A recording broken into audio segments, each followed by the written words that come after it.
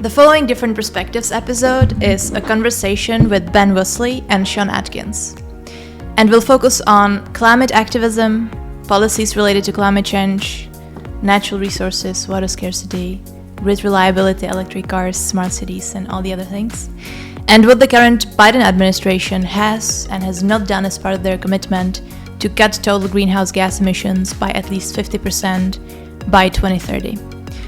Ben is a volunteer leader of the Austin chapter of the American Conservation Coalition, a nonprofit organization dedicated to mobilizing young people around environmental action through common sense, market-based, and limited government ideals.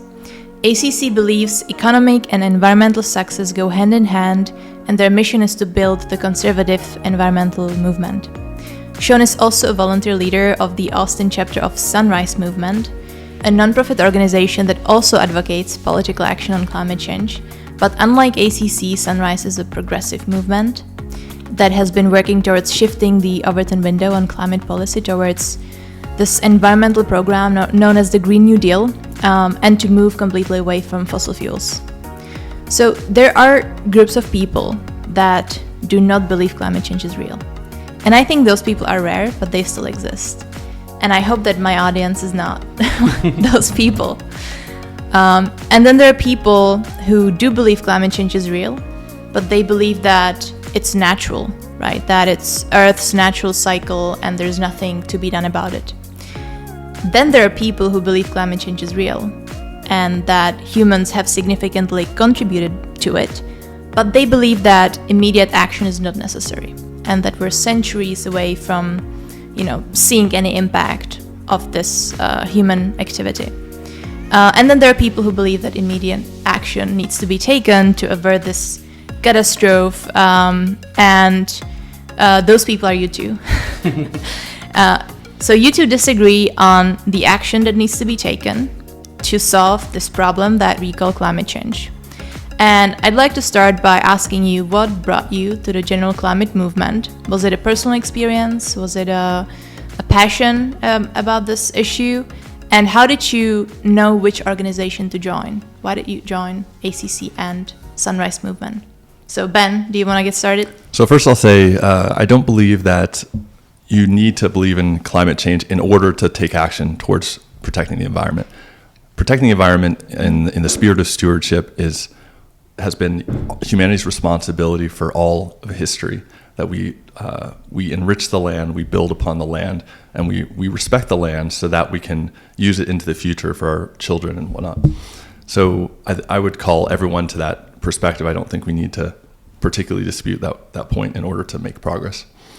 So in terms of how I came to the environmental movement, I was really raised in it, and my parents are they're very careful about taking responsibility for what is theirs, and that means, for example, appropriately disposing of things, composting in the backyard, things like that. And they also, my father had a hobby of picking up litter around the community and kind of supporting the local recycling efforts. My mother volunteers with the local cleanup efforts, that kind of thing. They did recently a campaign to collect plastic bags and to transform them into park benches. And so I think I saw my parents doing all that, and they taught me particularly that not only is it important work, but that it's important that people do it regardless of whether other people are doing it. That it's important for people to step up and lead and demonstrate that it can be done, that needs to be done. And so I admired that, and I follow that pattern. Very nice. And why ACC? So I was particularly, I have a lot of interest in this subject. Particularly appealed to me because I was frustrated with the tenor of the conversation, that there was so much what I would call hysteria and histrionics, and so little earnest discussion and intentional action, right? So a lot of the conversations in the environmental sphere that I reject are things, for example, that I would call anti-human. So when they say, don't have children because your children will make pollution, that to me is misanthropic. Like, civilization is a beautiful thing. Humanity creates great works of art, great works of technology. we should love and we should respect our culture. And so you can tell that I'm emotional about this because it touches me, right? It's rightfully so. Yeah, I think it's a great tragedy to adopt a stance of misanthropy.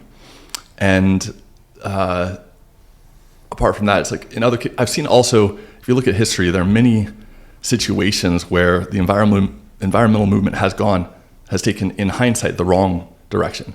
So for example, the environmental activists of the 70s, they protested against nuclear power and they prevented it from being rolled out in the United States.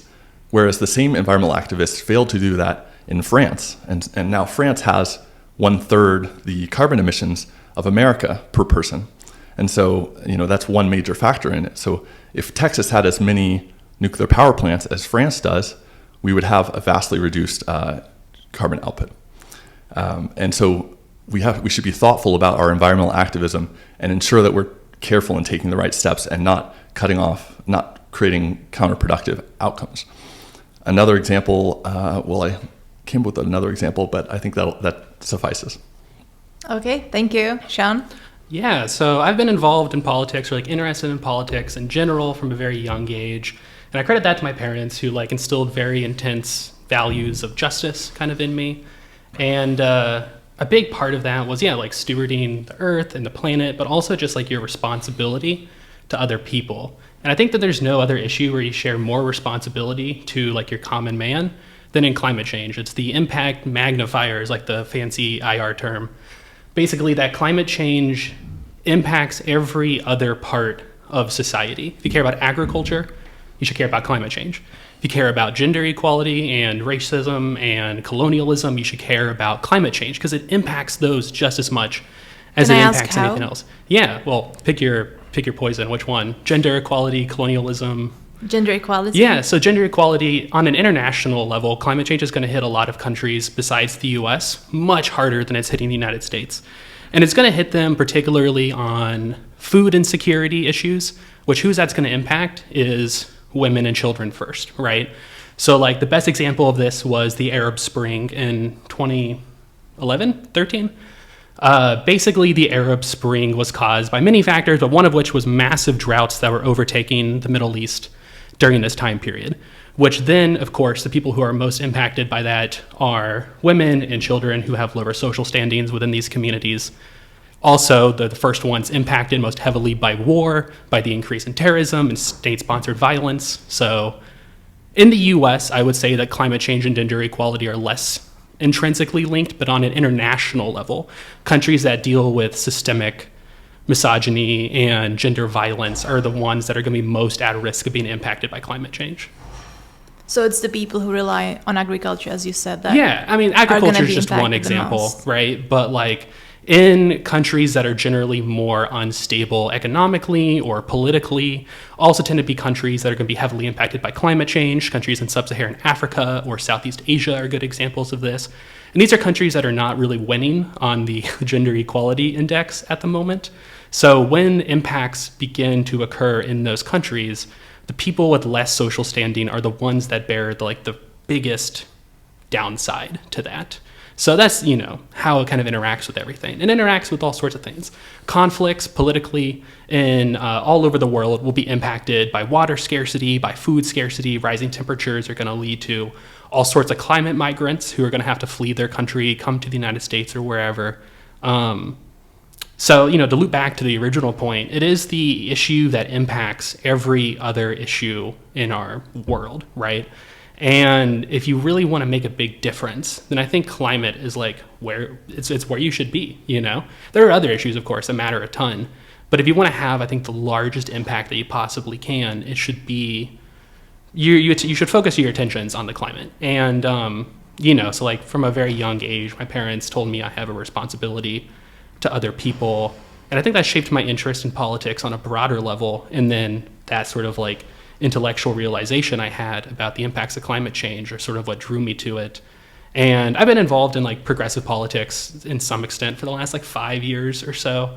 I worked on the Claire McCaskill campaign in Missouri. We lost that campaign. That sucked, but also it taught me a lot of really great things. And then I was working a summer job because I was in college. And I was like, wow, I hate this. I don't want to do this anymore. I don't want to work as a cashier. I mean, that wasn't my long-term plans anyways, but I was like, I want to be doing something with my time. This was around the same time that the Sunrise Movement had their big sit-in in Nancy Pelosi's office, sort of as like their big kickoff event. And I started reading about the Green New Deal and Sunrise, and I was like, oh, this is kind of where I'm meant to be, right? This is a group that, much like Benjamin, said, has a positive vision for the world, which I think is necessary, right? I despise climate doomerism deeply. And the idea that there's this group who was like, we can make things better, and this is how we're going to do it. And that climate action does not mean let's all make our lives a little bit worse. It's let's solve the climate crisis in a way that creates general prosperity and resolves many of the historical inequities within our society. That was super appealing. So I started a hub, which is what they call like the chapters technically, in Springfield, Missouri, with my friend Amy Ramirez, who has been like my partner in crime in this for a long time. And the rest is history. Moved to Austin, got involved here. It's been a great time. Like, Sunrise has issues, as any other group does. I don't agree with them on everything, to say the least. But it's an outlet for a positive vision of the future that I find really attractive. Mm-hmm. You mentioned the Arab Spring was caused by droughts, partially. Yeah, just one of many factors. How do you prove that these droughts are a result of climate change? Because desertification is a natural phenomenon. Absolutely, right? So you can never directly prove 1,000% link, right, between this wouldn't have happened without climate change. We don't have those resources to look into the crystal ball, but we understand the impacts of climate change, right? We understand what happens when the world gets warmer. And we understand that our actions, I think we have general consensus here tonight, our actions are facilitating this increase in warmth. So maybe those droughts and that desertification would have happened regardless.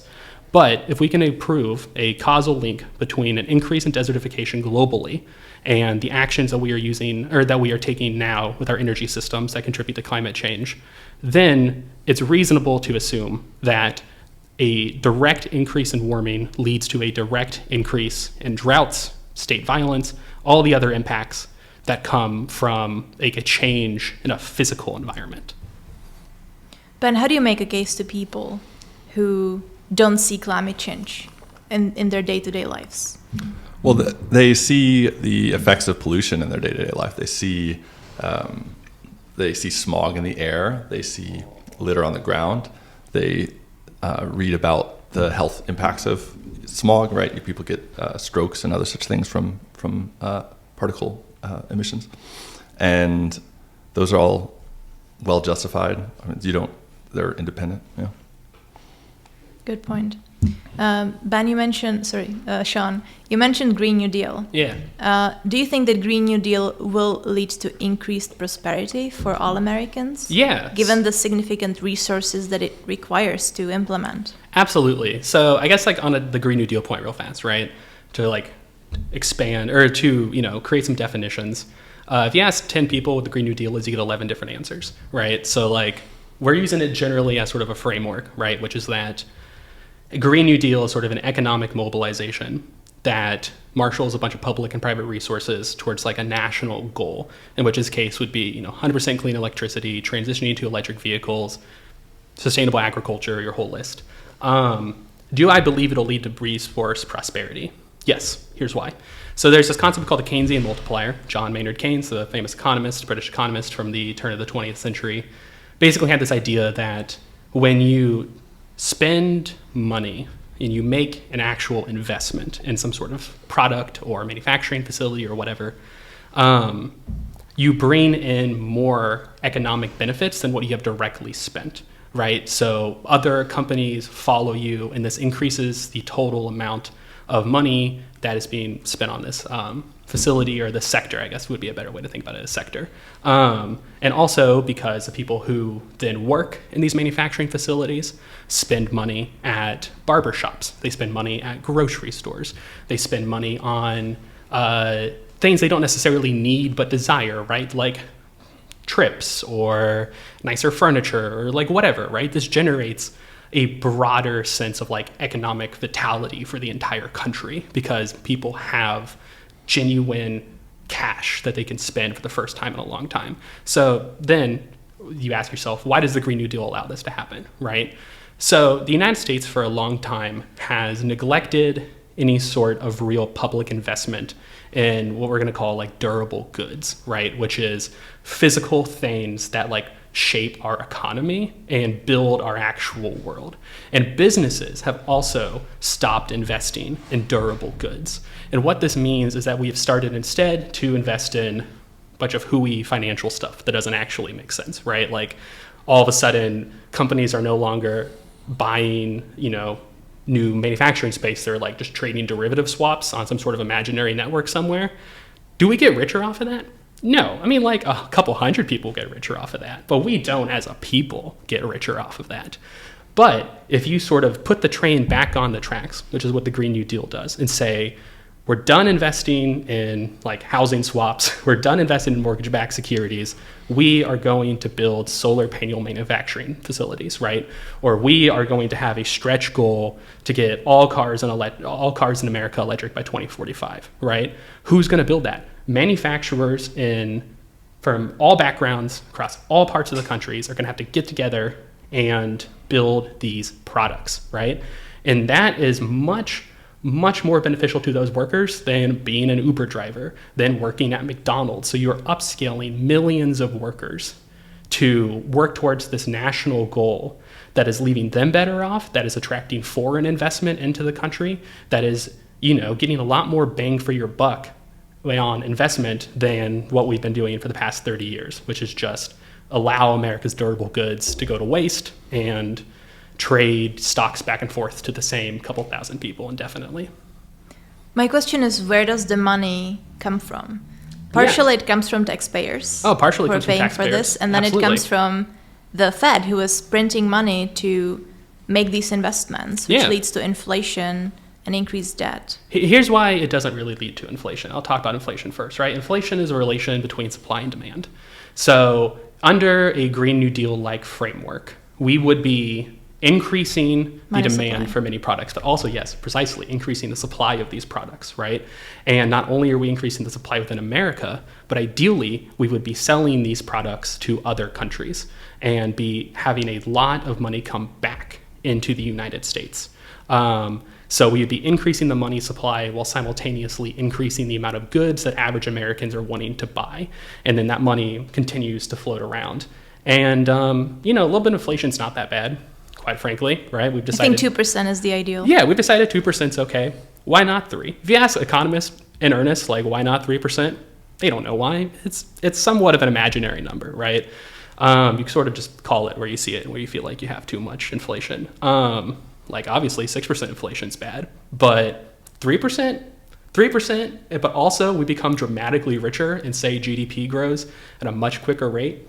Sounds like a good trade-off to me. There's a first part of the question. I'm sorry, I have forgotten because I jumped on the inflation part. The first part? Yeah, the first part of the question. Increased debt? Oh, yeah, like increased taxation and debt.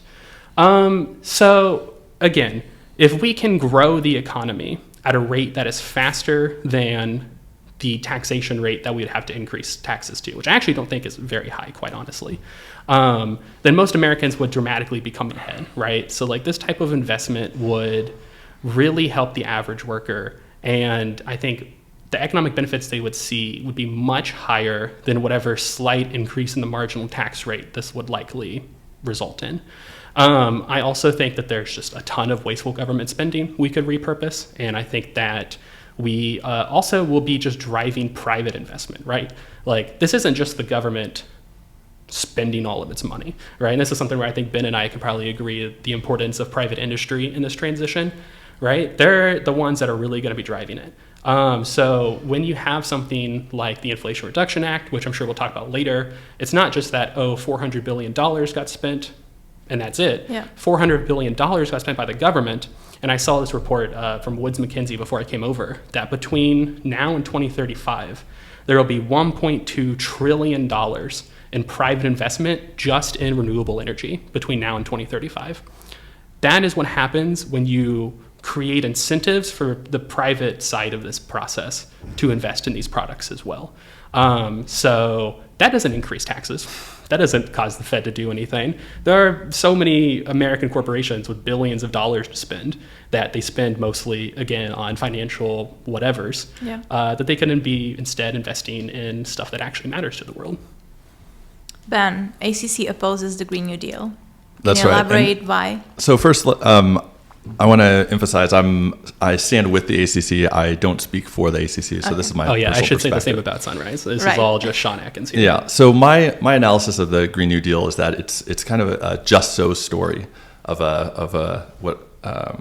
So we just spend a lot of money, and we don't need it. We just print it, and it will multiply through the Keynesian process, and that will produce prosperity and not inflation.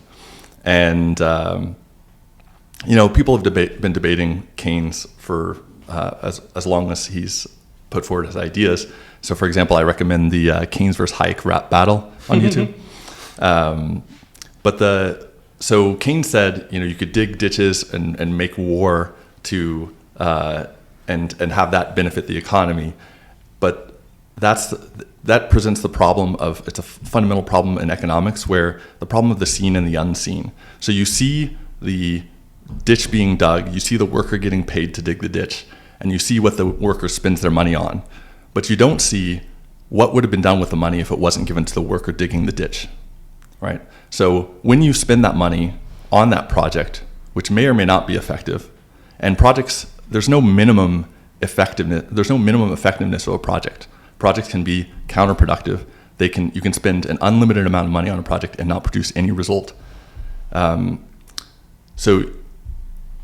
that's a tangent. But you don't see what would have happened with that money instead, and you crowd out the alternative. And the alternative might be in like private industry stepping up and doing good works, right? Like with startups and whatnot. So you can see an example of this in the difference between California and Texas. California follows an industrial policy, an energy policy, where they're heavily favoring these like renewable energy sources, and they have a lot of regulations, but they have a lot of funding, and they have this kind of bureaucratic apparatus. Texas, on the other hand, has an open market and has a cash for energy market rate, so people just pay for the energy they use, and the energy producers compete to provide energy to the customers. And Texas now has more sustainable energy than any state, because through property rights and through this energy market. And that didn't require any money, and it reduced the cost of living for Texas residents. They pay about half as much for their energy as Californians do. And so that means now these people, they don't experience inflation. They don't need as much. They don't need to be paid as much. They don't require as much to get by. And so people in general have a better life, and that's one of the reasons people are moving to Texas. So one of the things I want to emphasize is I think we should have a little bit of humility about what we can achieve in the world and the path it takes to get there. So I'm an engineer by training, and an important principle in engineering is incrementalism. Because if you build this advanced structure like in the sky, right, there's a great chance that it won't work.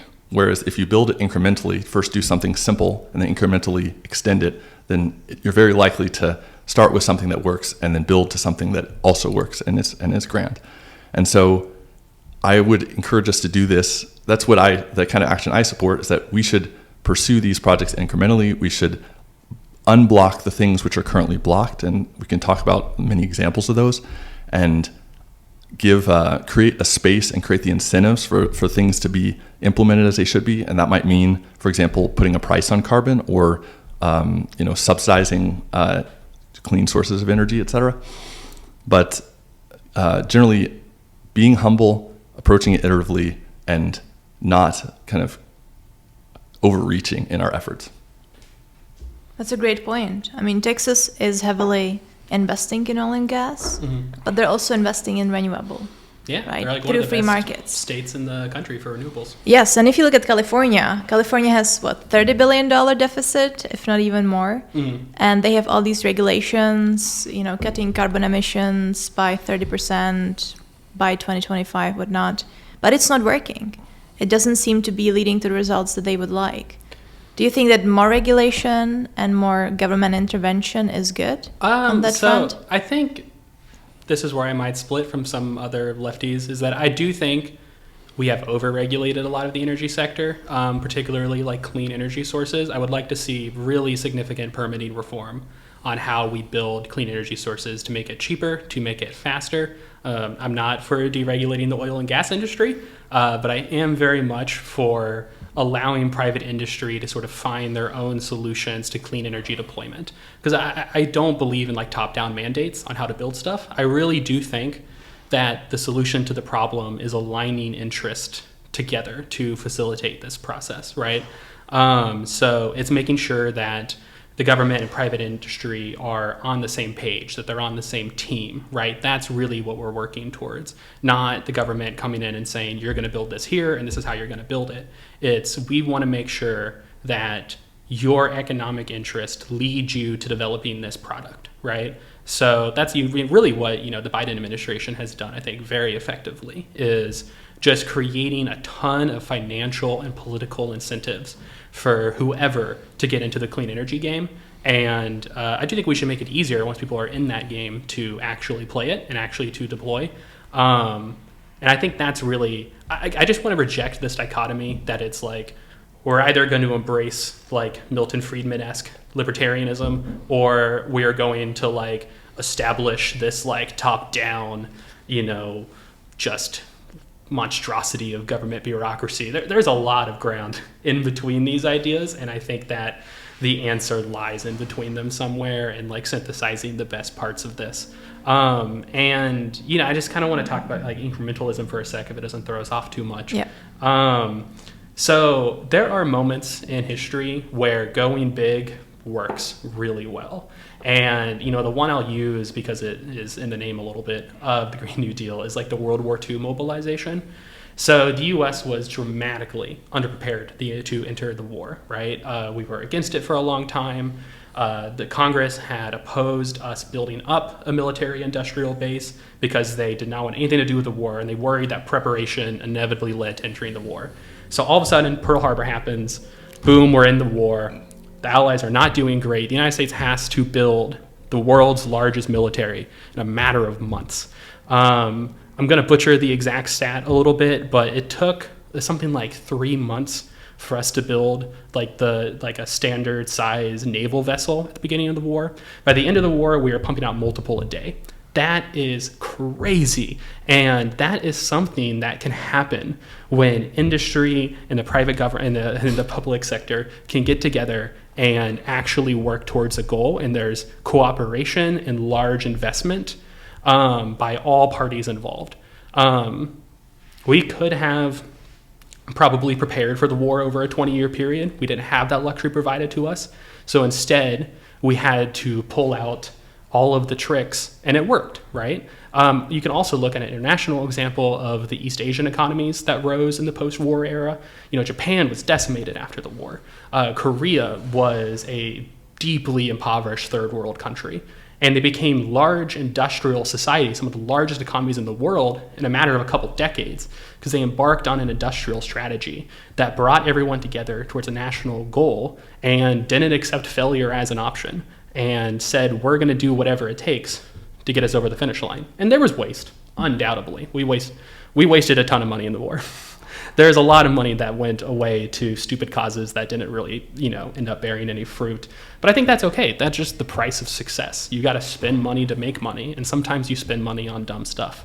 But it works if you really commit to it. If you can really marshal all of the resources toward that goal, I think that there is a, you know, high chance of success. And I think we could do something similar here, right? Where we're not just digging ditches. It'd be like if we were digging ditches that also like pumped out solar panels somehow, and sold them to millions of Americans and like, you know, Europeans and Africans and all, you know, people all over the globe. So we are investing in productive stuff that we can sell to Americans and to other people. And I think, you know, a better analogy of digging a ditch would be like stock buybacks, right? That's just like throwing money into something that goes to a couple people and then it doesn't do any other good. But yeah, I definitely think it's possible to like marshal our resources in a way that actually contributes to a big goal. We just have to be okay with making some mistakes. It's going to happen. It's okay. We're a big country. We'll survive if we spend a couple $1 million or even a couple $1 billion on something that doesn't work out. How do you convince the industry to take part in this mobilization? Yeah, basically, how you would, I think, do it. So you go to them and say, listen, this is going to happen. Do you want to be rich or not? Right? Like, the world's going to transition. Everybody knows it. The only question is how long is it going to take? So you can go... I mean, what's your case? How would you sell them that it needs to happen now? Now? We can't wait. Basically, you say that, listen, there's two worlds ahead of you. The world in which we don't do much, and then all of a sudden, like, your boss is speaking Mandarin to you in a couple years, and you've been bought out by a Chinese company because they're trying really, really hard to do the transition. Yeah. And they're going to get it done. I mean, probably, quite frankly, if we don't do anything, they're going to be the ones who end up being like the clean energy leaders of the world. So we say that's option A. Option B is we're going to make you incredibly wealthy, quite frankly, if you go along with this, right? And I know that sounds weird as like a progressive to say like, oh, we're going to make a bunch of business people really rich. But my pitch is that when you invest in these type of industries, workers are the ones who really get really, really rich off of it. They're the ones whose quality of life jumps the most, right? Like Elon Musk's next billion doesn't impact his life as much as like if a normal worker got a like 20% pay raise. That is mind-bogglingly, I kind of messed up that word. That is just a really big jump for that person's quality of life. So yeah, I think you just basically say that there's two options ahead of you, because I think that's true, that you're either going to lose to China or we're going to do this together, and we might as well just do it together. You don't even have to convince them climate change is real under that argument, right? You only have to convince them that it's their economic future that's at risk if they don't act. It's a good argument. Ben, do you have any points on that? Yeah, looking at, so first of all, I think certainly the industry, to the extent that they're motivated by these efforts, they're motivated by the financial outcome and by their sense of like caring about the country as well, right, about the environment. But I think there's a big difference between what you're proposing and the military mobilization of World War II. So in the military mobilization, the government is the consumer of the products being produced and does have a direct stake in whether they succeed or fail. So the government can evaluate, are these planes meeting our standards so that our soldiers don't die, and then can correct the problem if it's not the case. Mm-hmm. They have an incentive to do so. And the problem that has happened historically in a lot of these efforts is that when the government isn't the consumer of the product, but providing the product, then they can neglect the task at hand. So you see that with like kind of public housing. You see that with even like in San Francisco, there's a big low-income housing bureaucracy, which is private property developers connected with government. They're getting tons of money per unit to provide housing to homeless people, and none of the homeless people are being housed. Basically, like they're producing a very small number of units, and that we have to look at this example and say what's going wrong here. Like what's the cause and how can we avoid it? And in this case, I think it's a question. There's a big difference between setting the rules of the game and versus picking winners and losers. So when you set the rules of the game, what you do is things like, increase the cost of carbon or decrease or like provide a tax credit for some kind of particular energy production. And that means anyone who wants to take advantage of that benefit, they'll evaluate their opportunities, they'll create a project that takes advantage of it, and basically the willing will benefit, and they'll show the way to everyone else through their success. Whereas it won't result in, whereas if you pick a winner, then you could pick wrong. There's lots of reasons why you might pick wrong. So there's a difference between a competitive ecosystem in which everyone's vying for the same benefit versus one in which you choose a winner and therefore produce this kind of this like industrial complex, basically. So that's the thing I would be afraid of, and why I would pursue instead these kind of limited government interventions where you say, okay, we're going to influence the prices in the economy in a neutral way, in a consistent way, so that people will tend to favor the forms of energy that do not produce the negative outcome. So this is a concept called Pigovian taxation. It's like the underlying concept behind a carbon tax, and it applies to any kind of negative externality, any kind of pollution, any kind of negative byproduct of commercial human action, basically. So this is why I would favor a limited government approach, because there are so many pitfalls on the other side. What do you say about carbon tax, John? Yeah, carbon tax. I like it intellectually. Like I think it works. Like as a mechanism for sure. I think the politics might be tricky. So there's this other sort of middle ground called a carbon tax and rebate, where instead of the government collecting it as taxation, they collect the tax and then distribute it among like all adults in the United States, sort of as like a mini UBI. I've read some studies that say that the average adult might get like a few grand a year off of that, which isn't nothing. That might make the politics of it better. But yeah, I mean, it's something that I'm open to, quite frankly. Like I wish I had a hotter take than that. But yeah, like I think it could work if it was done right. Mm-hmm. You mentioned, do you have a point to say? Yeah, I would just say I also think a tax and rebate is a good system in concept, and the goal of the rebate is to reduce the impact or reverse the impact of the tax on the low-income people, mm-hmm. so that they aren't kind of set back by the tax, while the tax does influence kind of more well-to-do people and the general public. The challenge is, and this is another thing to be mindful about and thoughtful in designing a policy, is that in other places that have implemented this carbon tax and dividend, they have initially attributed the dividend to the intended places, and then but after a period of time started diverting those funds to other uses. And so that's the risk, is that basically you set up a system to serve a purpose, but then later gets derated by politicians seeking to have money to spend. Yeah, no, that's a pretty genuine concern, is that it would just get taken over whenever some congressman needs to like build a bridge in his district. Like, it's too tempting to have that plot of money there. So it would need to be something that like activists and policymakers would need to be very vigilant about once it's implemented. Yeah, I just want to say, like, so much money gets lost in the government. I wouldn't trust them with billions of dollars on climate investment. But talking about Inflation Reduction Act, so last year the Biden administration passed the act, which was, I think, $700 billion. I think it was $700 billion total. 400 of which were for climate. 400 on energy and climate change.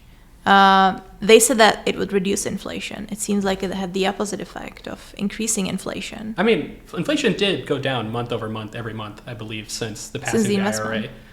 Here's the thing. Did it actually decrease inflation? No, I think that's more a happy coincidence than anything else. I don't think the Inflation Reduction Act, quite frankly, had... And how much of that money actually was invested in, companies and infrastructure projects? Like a ton, quite frankly. This is where I'll really go to bat for the IRA. I think this is probably one of the most important laws passed in my lifetime.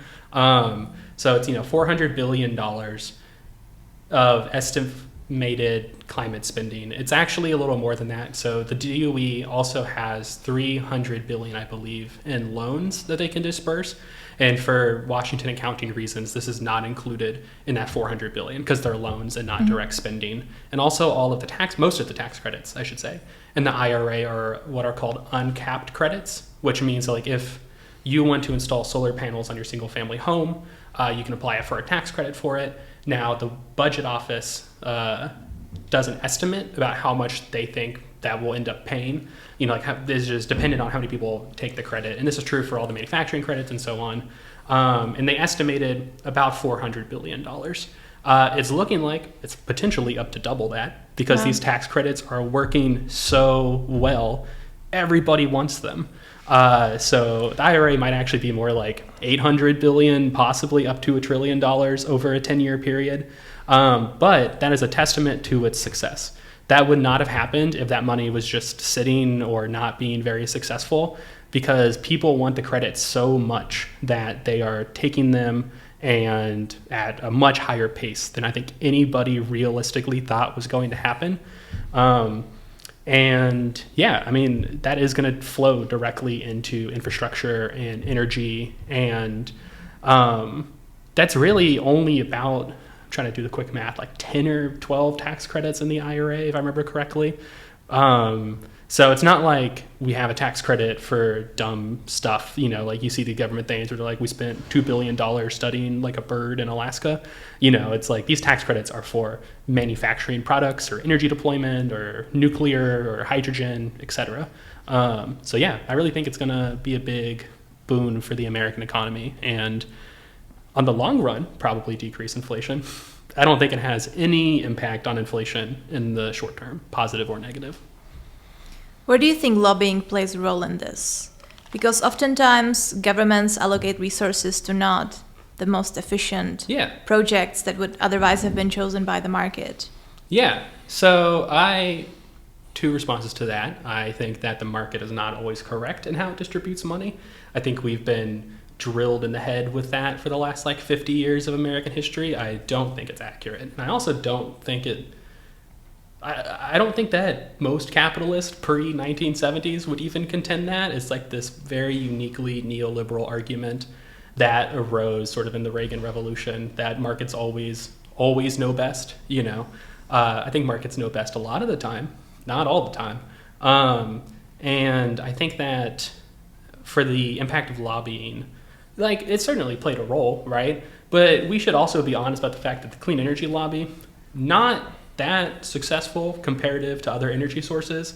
So I'm not too worried that, oh no, the IRA was this big handout to the 18th most powerful lobby in Washington, when oil and gas has had a much longer run and has been much, much more impactful, and to this day is more powerful as a lobby than the clean energy markets are. But don't you think these oil and gas companies could figure out some projects that would qualify them for this investment? Yes, and if we want to talk about hydrogen, I think that's a great place to do it later. Yeah. But there's definitely ways that I'm worried about the hydrogen credits. I'm worried about the carbon capture credits. That's something I'm very fishy on, quite frankly. And I think that, oil and gas companies might capitalize off those in ways that they were not intended to at first. Yeah, so I think oil and gas companies are very interested in the transition. They're making efforts in that direction, and they will. And if the economics are set up to work out, then they'll participate in that to whatever extent they're willing and able.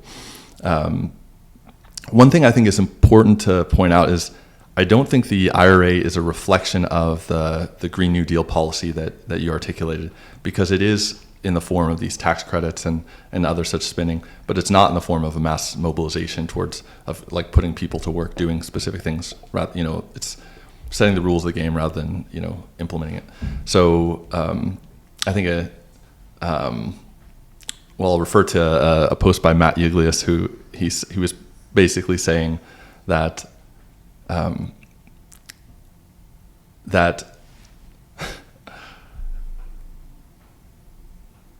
he disapproves of the approach advocated by the Sunrise Movement, and I think it's important to not misattribute one set of policies to another, right? We have to be specific about how we're deliberating on these subjects. So do you think the IRA was a net positive or negative for the economy? I won't pass judgment on it. I think I haven't evaluated it in specific enough a way to really have a sense of what the net effect will be. There's a bunch of different. You can look at hundreds of pages basically of the various policies within, and to evaluate the net effect of that would be very difficult. So I'm not going to speak on it. Sean, you had something to say? I've already lost it. Okay. So. Well, the other government project that I want to talk about is the Alaska Willow oil project, which was approved last month. And it is the largest new oil project in years onshore in Alaska. And this project could produce up to 180,000 barrels of oil a day, which is very significant.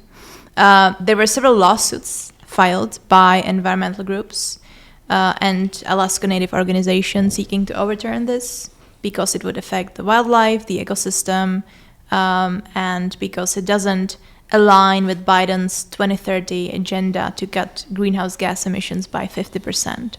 So what are your thoughts on this project? Should it have been approved? Should it not? And what do you think is the reasoning of the Biden administration on these projects? As far as I know, they are trying to shut down an oil field in the Permian Basin, south of Texas, while at the same time approving a new oil project in Alaska. Like, it make sense. It does not make sense to me. How does the Biden administration make decisions on this? Yeah, I have no insider info, unfortunately, but I'm definitely 100% opposed, to this project. I think that new oil leases in the United States are just an absolute loser of an issue to take a stance on. I think that it does not align with our climate goals. I think it's unnecessary, quite frankly. Would it decrease the price of oil and gas? Marginally. I know, 180,000 barrels? Sounds like a lot, but on a global level, that's maybe a couple cents for a couple weeks. That's not a massive. And also when last year we had the really big oil price increases. A lot of that wasn't because we weren't drilling enough. My understanding, I could be totally wrong about this, quite frankly, to our listeners at home. I'm not an oil expert. But my understanding is that was mostly a refinery issue, which is a whole different part of the supply chain. I don't think that this has much of a net positive, or any positives really, for your average American, and I think it has a lot of negatives environmentally.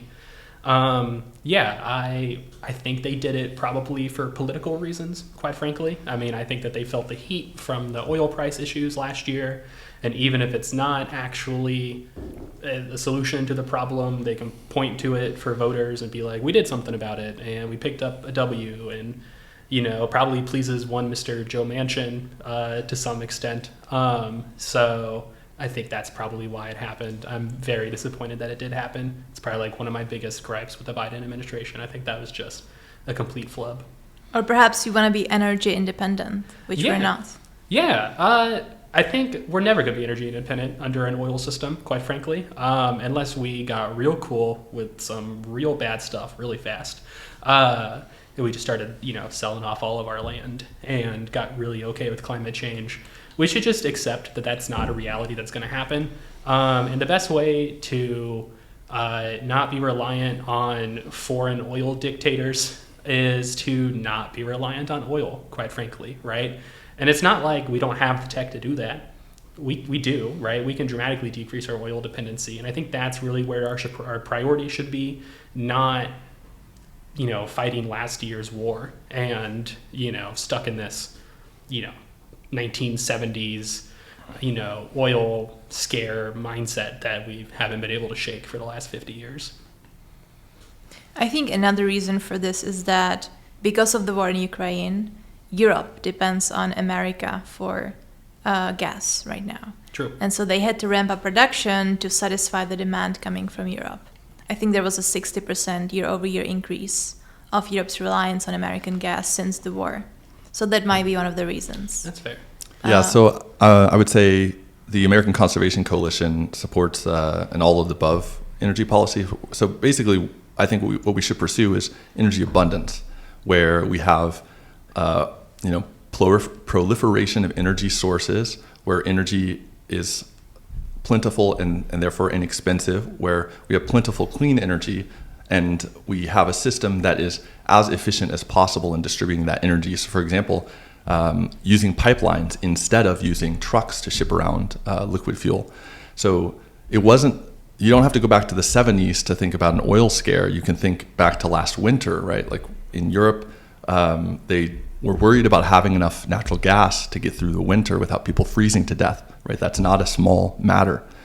In America, we have plentiful natural gas, and we have it because we pursued fracking.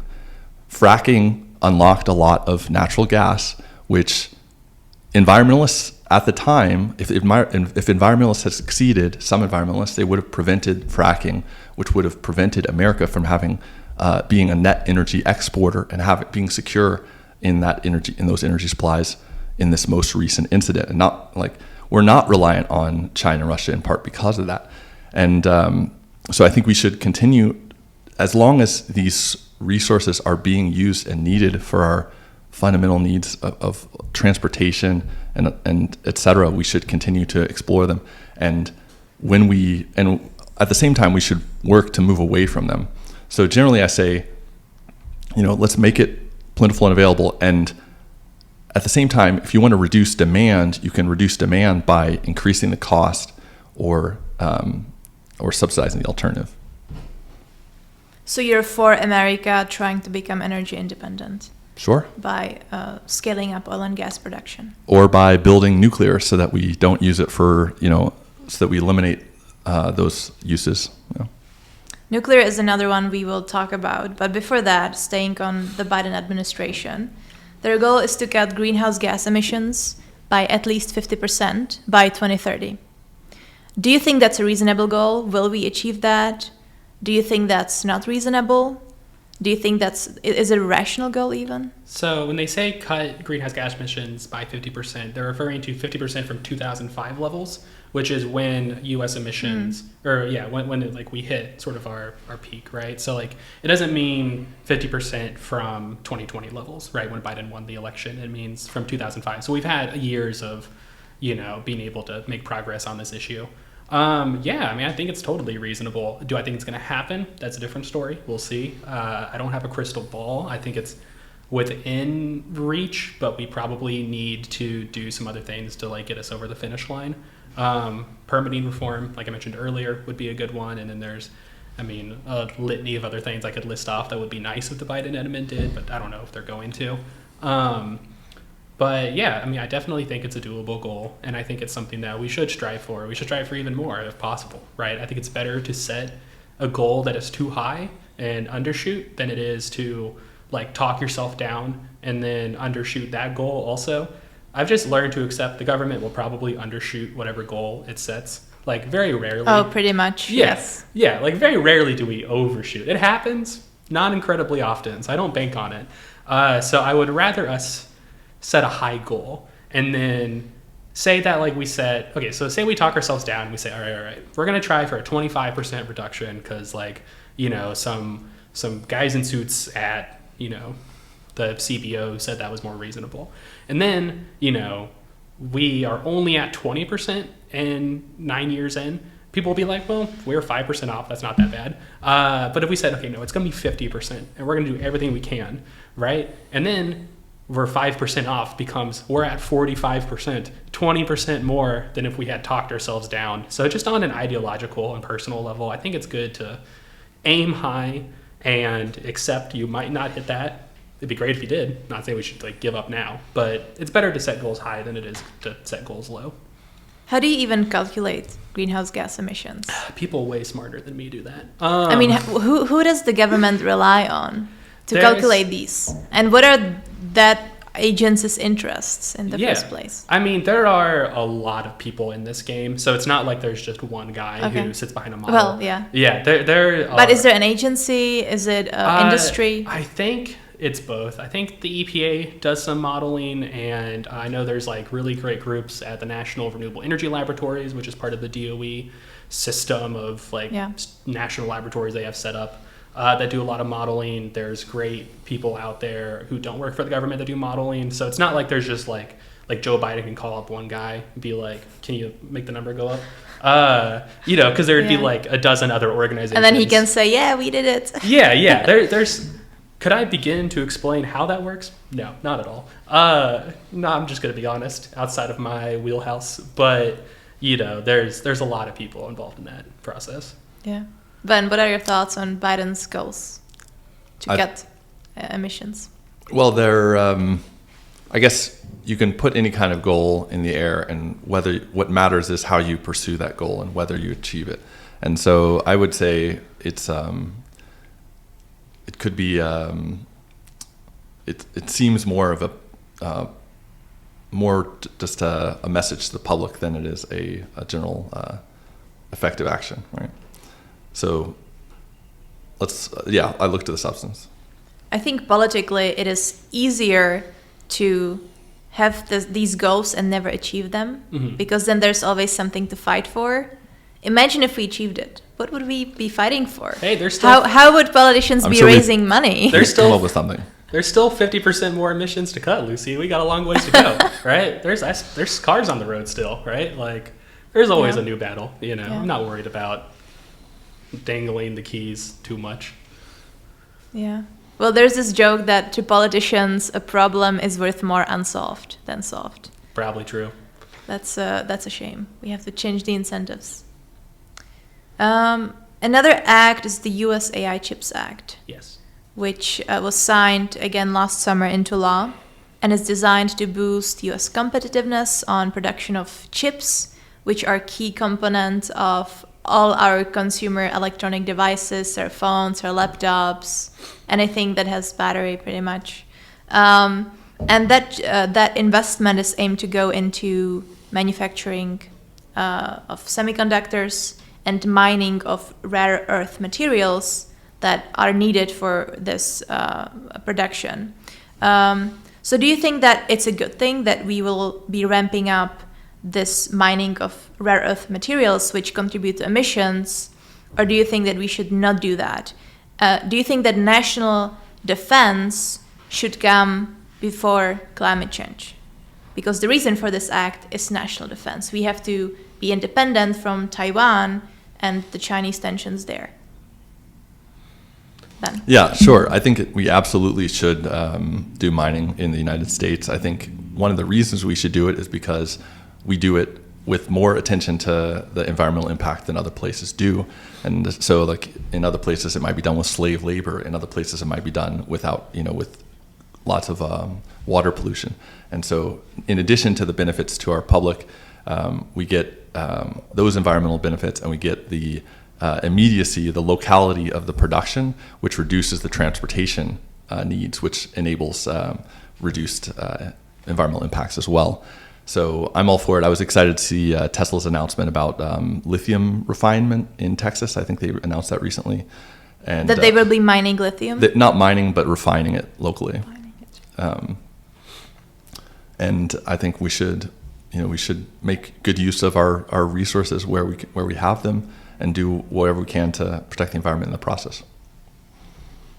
Yeah, I agree with pretty much everything that was just said. Honestly, I think there's some bipartisan consensus between us, so to speak. Not only do we more attentive to environmental concerns in mining in the United States, but also labor concerns.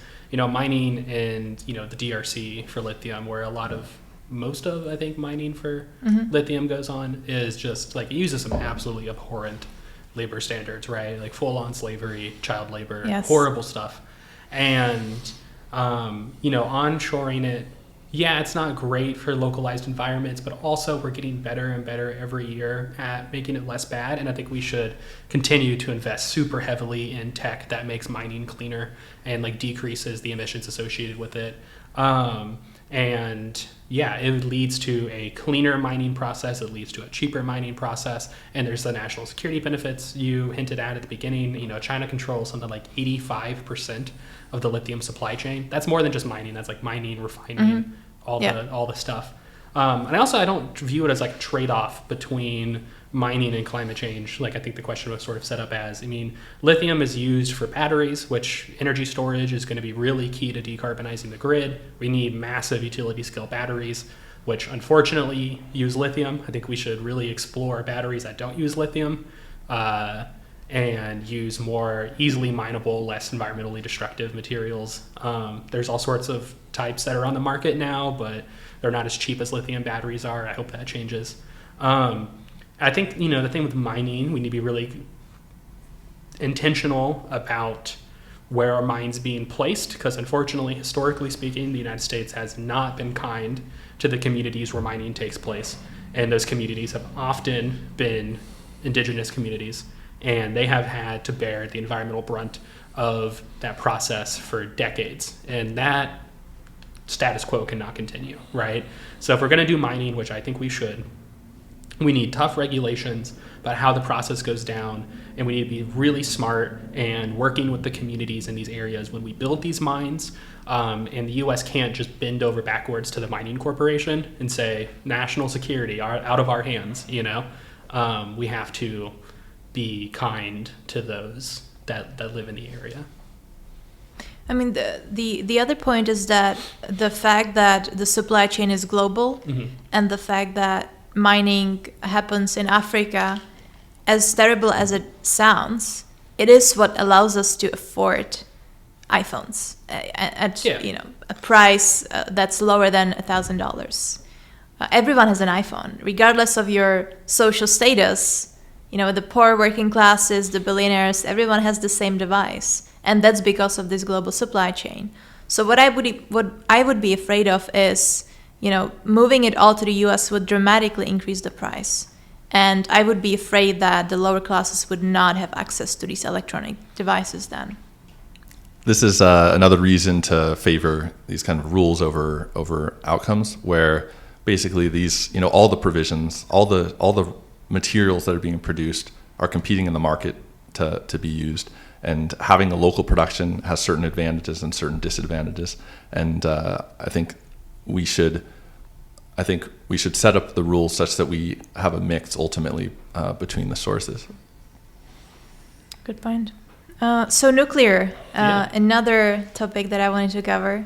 A lot of people in the United States, I would say increasing numbers of people, are calling for more nuclear power. They realize that it's a clean source of energy and that the technology has advanced to the point where it is not dangerous anymore, where the risk of a catastrophe is minimal, what we saw with Chernobyl and Fukushima. But there are still other people that call for a ban of nuclear energy, especially in Europe, like countries like Germany, which has banned completely all nuclear and shut down the last 3 plants actually last month. And now Germany has to rely on coal, funnily enough. And natural gas coming from America. And that's tragic comedic, right? It's a tragic case of activism that unfortunately focused on the wrong cause, in my opinion. And then you have other countries like France, which get about 70% of its power from nuclear. I think they have several projects in the pipeline. Finland opened a new nuclear plant last year. Even Japan, which had the accident with Fukushima, was it 2010, I believe, or earlier? Early 2010s. Early 2010s, yeah. They're now planning new reactors, right? So, and the US, I think in California, they were planning to shut down the last nuclear plant, but they ended up not doing that. So do you personally approve of nuclear power? Should we have more of it? Should we keep existing nuclear plants? Should we plan more of them? Ben? I think nuclear is the single greatest opportunity in the landscape for reducing environmental impacts, and particularly because it is so potent an energy source and so continuous, stable in its use. And so I'm inspired by the fact that recently our first meeting our first meeting of the group was hosting the person who created the Texas Nuclear Caucus in the state legislature, which is basically bringing together politicians, Texas representatives who want to see the advancement of nuclear power in Texas. And I hope people look to that, and that is a growing force in our local government. And I also see that most of the barriers to more nuclear being produced are coming from the federal government. So the Nuclear Regulatory Commission was instructed by the Congress in 2017 or something like that to modernize the regulations, and they have been working on that process since then. And I think they may be also kind of slow rolling that process because there's not the political will. There's some prevention from that process continuing, and so I think we really have to put the pressure on to advance this cause. And but the winds are changing, definitely. The new generations are supporting nuclear power, and the entrepreneurs and businesses are taking up the cause. So, for example, there are a number of companies pursuing small modular reactors, which are sort of shipping container size nuclear devices, which can be delivered, for example, to an existing coal plant that can be repurposed. So much of their infrastructure, apart from the coal burning part, can be repurposed to be connected to a nuclear reactor, which then enables those existing coal plants to have no emissions and to continue to provide power to their communities, and also gives a path for the people who operate those coal plants to, instead of take a loss in shutting down, to continue their businesses. And so I think that's a great opportunity, and I hope that the community, that everyone who listens to this can help move this ball forward, that we can advance the cause of nuclear in Texas and in the United States. Yeah, no, I also am fully supportive of nuclear energy. I think that this is like one of the defining issues of sort of old school environmentalism versus new school environmentalism on the left.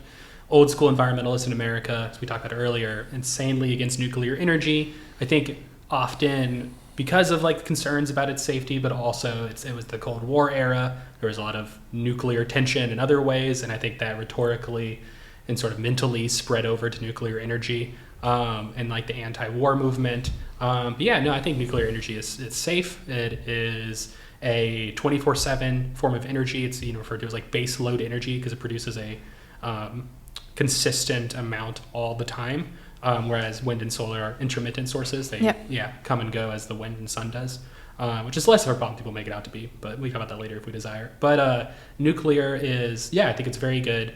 I hope that small modular reactors, SMRs, work. The problem with SMRs is they've been 5 years off for about like 15 years now. So there's always like this, any day now we're going to get an SMR in the world.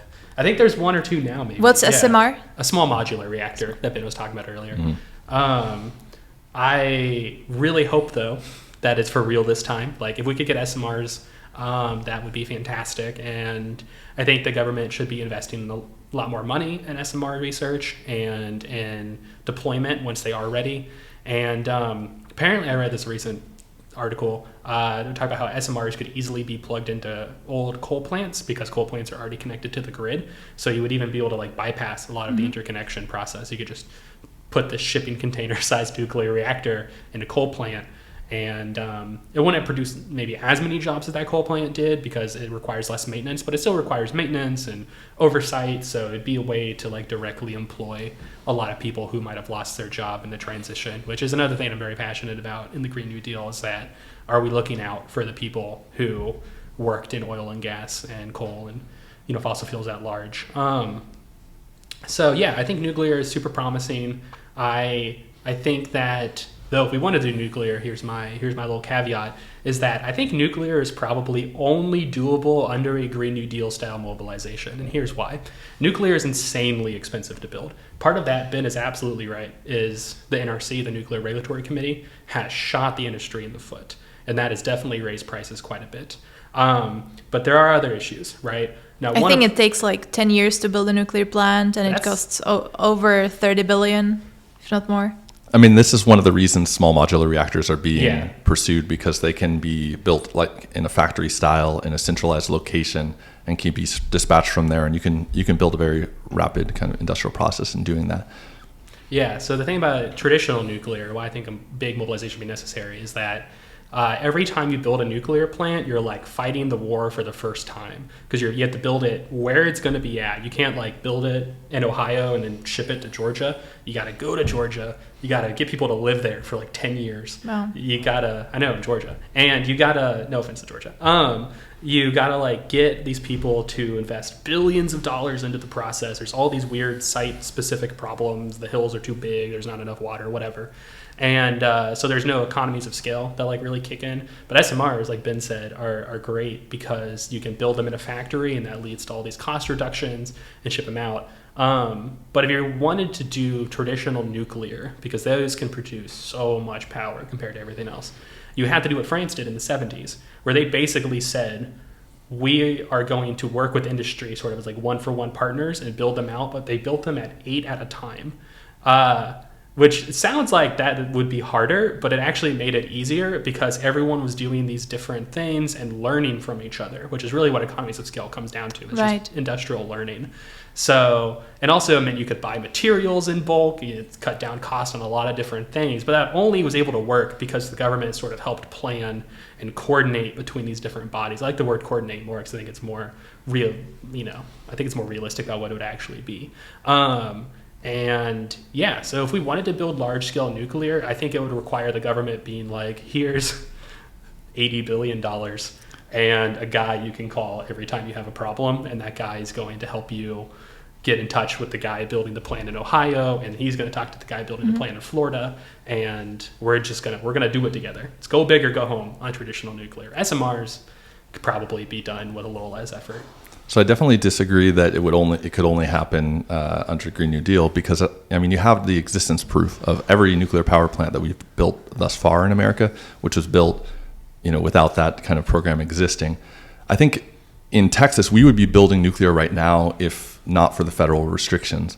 So we would have these power plants because there's a market justification for having them, and it's the government that's preventing that progress in society. And I think we really should lament the extent to which we suffer because of the policies that exist. It's the federal government. The federal government, that's right. Yeah. Why are they doing it, though? It seems like the support is coming more and more so from the people. Yeah. I think, one, to respond to something oil and gas lobbying? A little bit, honestly. But one, response is that I do think that, America has only built like one nuclear plant per decade for the last 40 years or something. And even before that, the economics of nuclear were just a lot different when we built a lot of plants in the 60s and 70s. And the government did do a lot of public cooperation with those, It wasn't just that we let them out and they kind of figured it out on their own. But anyways, why do we not build nuclear? There is still just a lot of institutional resistance to it. I know the pro-nuclear audience online and among the demographic in this room today of people who care about the climate and are young, were about it, but we're not really the head of the DOE yet. And that's not a direct insult at anybody. It's not Secretary Granholm has been really good on energy issues, but we're not quite of the power at the moment where we're pulling the levers and deciding. So it's people who are our parents' age and the dreaded boomers. Yes, the boomers hate nuclear energy with a passion. Because they saw all these accidents: Chernobyl, Fukushima, 3 Mile Island. Yeah, which I want to point out, no one, I believe, in the U.S. has died of a nuclear accident before, but no one died at 3 Mile Island. Yes, but there were consequences. People got cancer after that because the government didn't react in time. For Chernobyl, absolutely. But I think if you look it up, the studies about did anybody get cancer from 3 Mile Island are shaky at best, if the answer is yes. It might be small people, but I don't think it's a lot. I think there's also radiation effects from coal burning, for example. People get cancer from coal. So we have to evaluate all these things in context in comparing. That's a great point. We always hold nuclear to this weird, in isolation of the rest of the world. If you look it up, millions of people every year die of fossil fuel pollution globally. Millions, right? Now, nuclear doesn't have anything resembling the consequences of oil and gas, but we, recognize that there are consequences of industrial society for everything else but nuclear, apparently, which has to be held the cost of living in cities. Yeah, and we should 1,000%. I'm not saying we should just take those costs. We can definitely reduce them through clean energy sources and EVs and such, but it's weird how we hold nuclear to such a higher standard than literally anything else in the world. And you mentioned a good point that building a nuclear plant requires lots of experts. Yeah. And the experts who built plants, 30 years ago, when was the last plant built, are dying. Yeah, they're all dead. So who's going to be the expert that's going to build the new plants? Yeah. So we better take all the knowledge we can from the existing experts who had first-hand experience building a nuclear plant before they die out. Yeah. Yeah. Another thing I want to highlight about nuclear energy as an opportunity is that nuclear power is also very effective at generating heat. It's more effective at generating heat than energy because the energy is generated from the heat. And because it has this compact footprint, you can potentially start to roll out in many places what's called district power, or district heat rather, where you basically, in the north, you can pipe heat around to buildings to enable people to have more efficient heating and cooling of their house with no emissions. And that works in frigid climates. It works anywhere in the world, basically. And this is another great opportunity. It's like one of many ways that we can improve our utilities use. Mm-hmm. Have you heard of nuclear fusion as opposed to fission? Sure. Which is the reaction that happens on the sun. There's been a few startups in the space. I know of a few in Oxford and Cambridge in the UK that are working on making this reaction happen on Earth, which would produce massive amounts of energy. And it could literally power the planet. Have you heard of any interesting startups, any interesting updates on that? And do you think it's a feasible way to power the planet? I mean, I am not a scientist. I'm not going to pretend to be. But I think if that works, that sounds great. I think that I am always for investments in innovation and research and development. So if there's something like that that's exciting, I would have to personally read up more about any potential side effects of it. So I can't like give the full Sean Atkins endorsement right here, but sounds promising. Hope someone's doing it. I would agree. Innovation is the path to a better civilization, and refining all the problems that emerge from our current practices can be solved through technology innovation. We can develop that innovation efficiently through entrepreneurship and through research and development, and we should pursue those paths. I agree. I'm glad we agree. Yeah, I'm all for new tech if we can do it. Yes. So news of the day. Last week, climate activists from the group Last Generation in Italy dyed the famous Trevi fountain in Rome black. I think they used charcoal. And this was done as a reaction to the deadly flooding in northern Italy, which has killed, I think, several people by now, and the government's lack of action on climate change. Do you think this was the right course of action to take to help people understand the effect of climate change and spread awareness? Do you think Italy's flooding is the result of climate change, or has it always been this way? And what do you think about these types of activists? Yeah, I will, as the lefty in the room who has to bear the cross of these people. Self-labeled lefty. Yeah, so I think that it's a fine line between raising awareness of an issue and making the issue itself look bad.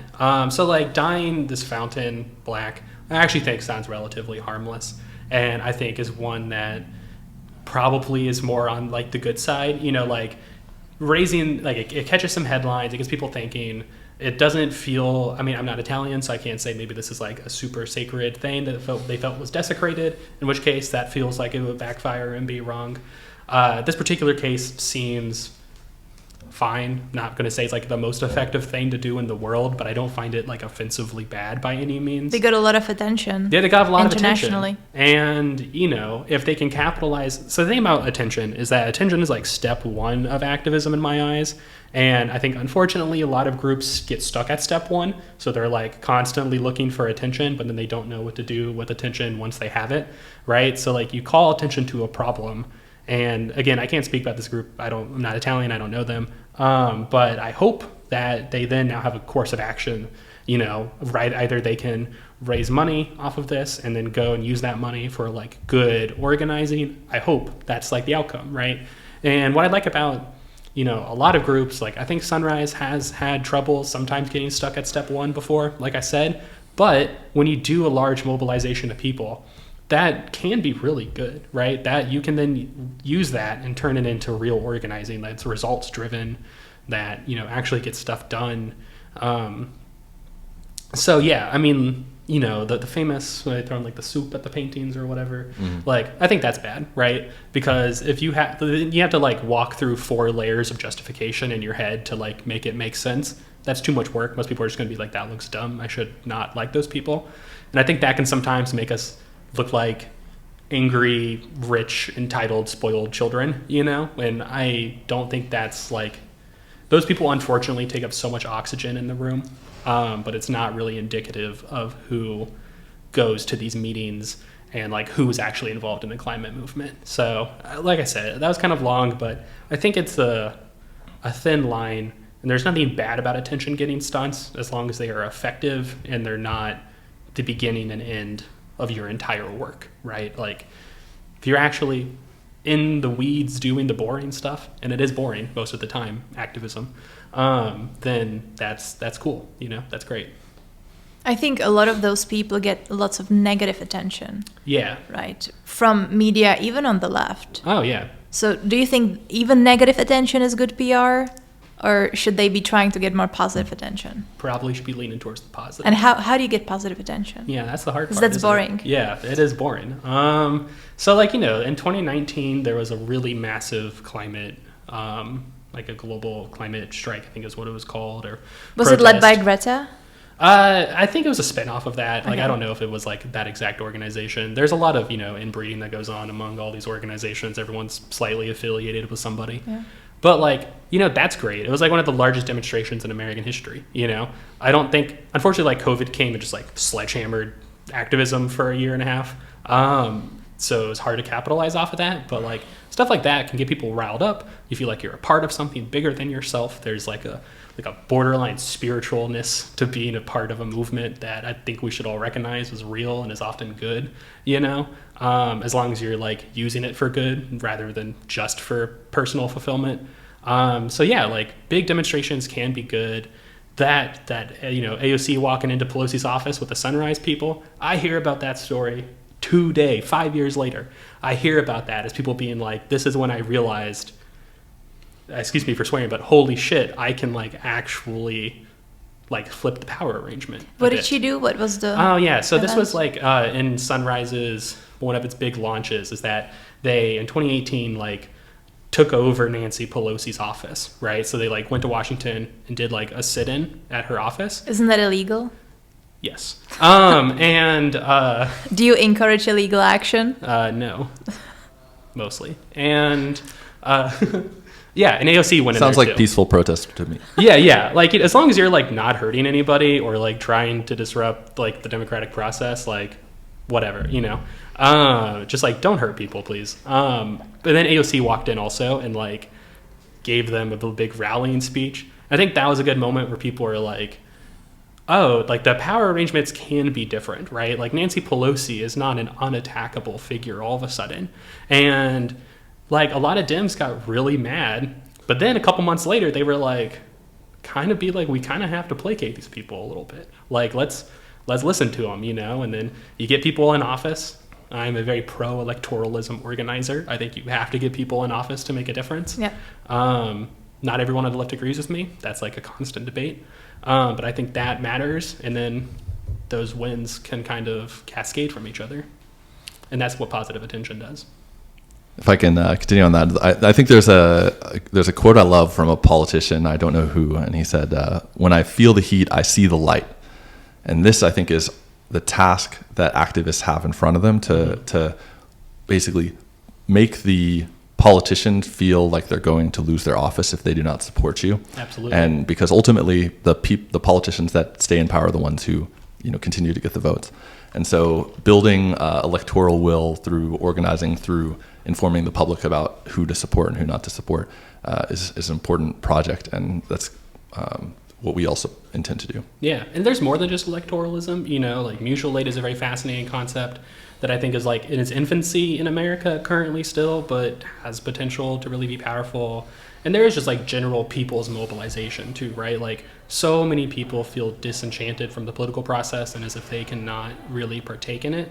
And I think breaking down that barrier for people, even if that's not directly electoralism, can go really far. Because I really do, not to sound sappy, but wholeheartedly believe that people, when working as a unit, have so much more power than they think they do. Yes. And that's really untapped in our American, political system currently, unfortunately. So electoralism is not the end-all, be-all. But I certainly think it's near the top of the list. That's just me. People disagree with me within my own organization, but that's my take on it. Yeah, another good role of community in terms of building these organizations is that we can use the organization to inform one another and to educate one another about real opportunities. So one of the things we do, so our most recent event, we hosted a speaker on the subject of passive house, which is a method of housing construction that basically maximizes or minimizes the amount of ongoing energy necessary to maintain the house in a comfortable environment we're in. And there's a whole community of people in Austin particularly, and in across the country, that are building houses particularly to this goal of making them as efficient as possible, and because they believe it's a better way. And I think these are the people who can be empowered by policy, and the people we should learn from, and the people also we should magnify and give a megaphone to, so that the public knows about them and can seek to build. For example, if they're building a house, make it a passive house and understand the opportunities there. Education's super key. People don't know about the opportunities that exist in this space nowadays. And I think just getting people aware of it, like, people want to be environmentally friendly. Very few people are like, I hate the planet. Like, people want to, people think climate change is bad if they believe in it. Yeah. Most people do. And, they just feel like a sort of helpless. So, like passive houses, or like, here's how to access all this money coming out of the IRA. Like, that's good activism, right? And also, I'm going to do a slight spiel here, but like, there are other ways to be pro-climate than to be a political activist. I think sometimes people are like, start with yourself. So yeah, start with yourself, but also, if you're like, all right, I want to do something on a big level, but like, politics scares me because like, we're the weirdos in the room right now who actually like this stuff, right? Most people don't. And you can do a lot of things. So I talk to, companies who install heat pumps, which are a very environmentally friendly way to like heat your house.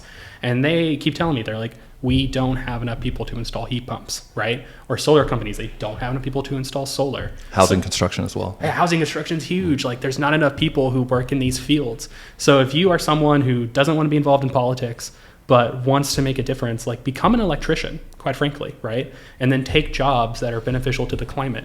Saw a study recently that we need 1 million new electricians in America over the next 10 years. So if you're like, politics disgust me, and I want to do something that's good for the world, and also, quite frankly, make a lot of money doing that, because electricians make a lot of money. And there's scarcity, supply, demand. Yeah, exactly. So like, become an electrician, become a solar panel installer. My girlfriend's brother, is up on roofs installing solar panels, and it's because he cares about the climate. My best friend is in like training to become an electrician, and it's because in many ways that he knows he has these like really great skill sets, and he can use them in a way that are beneficial for the world, right? Like, I do my work and he does his work, and we're both working towards the same goals. And he probably has more dignity than I do. I'm a part of the laptop class, just, sit at my desk all day. But like, there are so many ways to be involved that don't just have to be being an activist. Another interesting element on market activism, like the products that are, and basically the companies that are serving these environmentally friendly products, is a big factor of what is appealing about the products is not specifically the environmental aspect, right? So, for example, the Tesla solar roof has an argument in favor of basically energy independence. If the grid goes down, you can have your solar roof and store it in the batteries, and basically it's appealing to preppers and people of that sort, and it's protects against hail as well. And another example is like the cars, right? Like the Tesla cars they appeal in part based on status. The passive houses, they have a factor of them is they have continuous fresh air. They're constantly bringing fresh air in and cycling the interior air out. And so they don't accumulate internal pollutants. And if someone's sick, they don't like fill the house with their illness. And that's something that everyone would benefit from. And so I think in the future, every house will have this kind of active, fresh air management, and will be more in the direction of a passive house. I've never had the joy of like being in a passive house yet. I really want to, but I've talked to people who have, and they always tell you that like, it just feels better. And like, we shouldn't discount that as a reason to like, embrace this stuff. There are always many benefits. And I think like, as a movement, but also as like policymakers, like anytime that we can align people's general self-interest with pro-climate solutions is just an absolute win. I mean, electric cars just like drive better than most conventional cars, and they're so quiet and they go really fast. Yeah, so like, that's a perfectly viable reason to buy an electric car. You don't have to do it because you're a hippie, right? You can do it because you like fast cars that don't make a lot of noise. Cool. I agree. I agree that we have to start with education. A lot of kids are getting these useless college degrees in business and whatnot, arts history, but they don't realize that there are jobs that pay really well that do not require a college degree. Yeah. Right? You don't have to indebt yourself for the rest of your life. You can start working as you said, a solar technician or electrician and make like $20-$30 an hour. Yeah, it's a lot. It's a long training, for an electrician, but I know, my best friend Luke, when he's finished with his, he's going to be making more money than I do, Yeah. And and we also have to educate the oil rig workers. Yeah. A lot of the reasons for why oil rig workers voted for Trump was that they were afraid they were going to lose their jobs if he didn't win. And that's something that I think like a Green New Deal style mobilization would really solve for, is like helping retrain these workers to do stuff that is good for the transition. So like, these people know how to build stuff in the ocean. Sounds like they're great for building offshore wind. Yeah. And, natural gas frackers know how to dig holes. That's actually a very complicated process to build a big hole that big, which sounds great for if you want to do geothermal energy. So there's all sorts of ways we can help transition workers to like better lives. Yeah.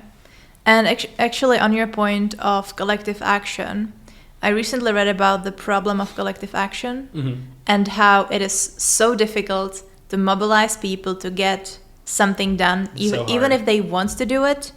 People just want to free ride and say that they want to do it, but not actually do it. And I'm experiencing the same issues with the Forward Party, which I'm involved in. It's very difficult to get people to do something, even if that action is easy to do, right? That's the problem of collective action. I think the two good factors or mechanisms that can benefit this kind of effort is, well, there's community, of course. Like people hold one another socially accountable. They're motivated by their relationships with one another and the desire, basically, or in some cases, to kind of show off by doing good. And likewise, I think status is a big motivator in society. Yeah. So people, by making the environmentally conscious action the high status action, every person who desires status, which is essentially everyone, will shift in that direction. I think that's something we should actively pursue. Yeah. But I feel lots of young people virtue signal when it comes to climate change. Yeah. Right? They say, oh, I bought this dress from a secondhand store, and you see all these TikTokers and Instagrammers, but then they go on flying a private jet, right, while advocating for climate change action. So I'm not sure. I think a lot of it is virtue signaling, but also with politicians, they know that young people want them to take action on climate change. They put it on their agenda while behind closed doors, they're discussing with lobbyists from oil and gas industry, right? So Absolutely. It's there's a lot of virtue signaling. Yeah, so on that point, I think nobody's perfect, and every incremental step in the direction of a better kind of lifestyle is something to celebrate. And I think we should. I think one of the roles that earnest people can play is in demonstrating the lifestyle and evangelizing the lifestyle. So like one of the things I do is I haven't owned a car in 15 years, and so I primarily get around Austin on an electric bike, and that's an example of a greatly reduced environmental impact from my transportation needs. And I think many more people can do this, like the existence of electric bikes facilitates it. And there are programs which support the adoption of electric bikes, like discounting the prices and whatnot. And so I encourage everyone to look into it and consider whether that would work for their commute. It's also great exercise. So, benefits health of everyone who does it. Well, if it's electric, is it?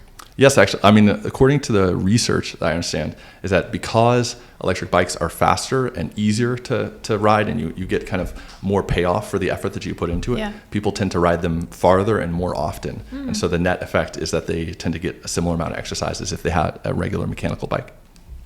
That's good to know. Yeah. I think with virtue signaling, we should call out rich people for virtue signaling. But, I completely agree with everything Benjamin just said, in that we should celebrate every time like ordinary folks can like do small stuff, right? So like we shouldn't, like if someone was like, oh hey, I bought all my stuff secondhand and like I did an electric bike, and then you're like, remember when you flew to Minneapolis? It's like we shouldn't, we should celebrate everybody's small movements and just like cultivate that mindset of like environmental sustainability and like friendliness towards the earth. Like anytime that people can make small changes is good. And also everybody's tired and everybody's overworked in America and people just have a lot going on is the unfortunate reality. And sometimes these things are not always top of mind. So we should celebrate what wins people can do and can, pick up on the way. Yes. And sometimes you've got to be in Minneapolis. So sometimes you just got to fly. It's the way to get there. Yeah. So you can't take the train in America. No. One of my great, things I love about America is how car-centric we are. Sarcasm for the listeners at home. I think it's a good example of industrial policy, right? Because the federal government operates Amtrak. They have since so the long story of it is the interstate highway system was built at great government expense. That undercut, so that was a massive subsidy to car travel. Car travel became the high status thing as well. So the people who would otherwise pay significantly for train travel shifted off, and the passenger rail collapsed, and so the government centralized it under Amtrak. And you can see that there has been no progress basically in Amtrak for all this time. The only progress that has occurred is in places where the lines are governed by the short lines between two cities in a specific region or a specific state, and the state is paying a significant amount towards that route. And so you're getting basically more. The user is paying more so in that case, and so you're getting more incremental improvement. And you see that like along the Pacific coast and whatnot. I will say though, actually I think this story is a great success story of industrial policy because the highway system was built with like one of the America's strongest efforts of industrial policy ever, and and then we stopped doing industrial policy really with Amtrak. We just put it on like a incubator and said, we're going to keep you alive, and that's it. So actually, Amtrak was made under Nixon, and Nixon originally wanted to just like abandon all of the public rail lines in America and say, like, we don't want them. Congress was not about that. So they put them under Amtrak, but I wish I can remember where I read this article recently. They were talking about how people in the Nixon administration sort of intentionally made Amtrak bad because they wanted to get rid of it later. So it's not like the government like threw all of its resources behind Amtrak and was like, we're going to make this work. They sort of said, screw Amtrak. We're going to just set it up to fail, and then we're going to abolish it in 5 years when people see how much of a disaster it is. But yeah, so I think if anything, the U.S. probably needs an industrial policy for like high-speed rail or something. Something that, because when you have something that large and it's crossing this many districts and territories and stuff, you sort of need someone who can clear out the roadblocks and like throw some money behind it, and then private actors will be able to do the rest. But yeah, so the story I read about this transition was that there were a certain number of routes, and the politicians at the time didn't want to be blamed for killing passenger rail, and so they evaluated which lines were sustainable and which lines were not, and there were recommendations to just maintain the sustainable lines because they could be self-supporting. And instead, they sustained more of the lines, so that had to be kind of constantly losing money. And so that resulted in a situation where they couldn't pursue the normal kind of market operation where the buyers of the service vote with their dollars for the good service and lead to that being improved. Like one of the greatest tragedies of Amtrak is that the Northeast Corridor has languished and is decaying when the Northeast Corridor actually makes a lot of money from the users that pay for that service, and they spend that money subsidizing trains that lose money going, for example, across the Western U.S. And so that money, so the Northeast Corridor could be, modern bullet trains and whatnot, could have many more people riding on it, and those people wouldn't be flying. And instead, we have this kind of languishing, kind of sad state of train travel. Now, I ride the train as well, so I know the state of Amtrak.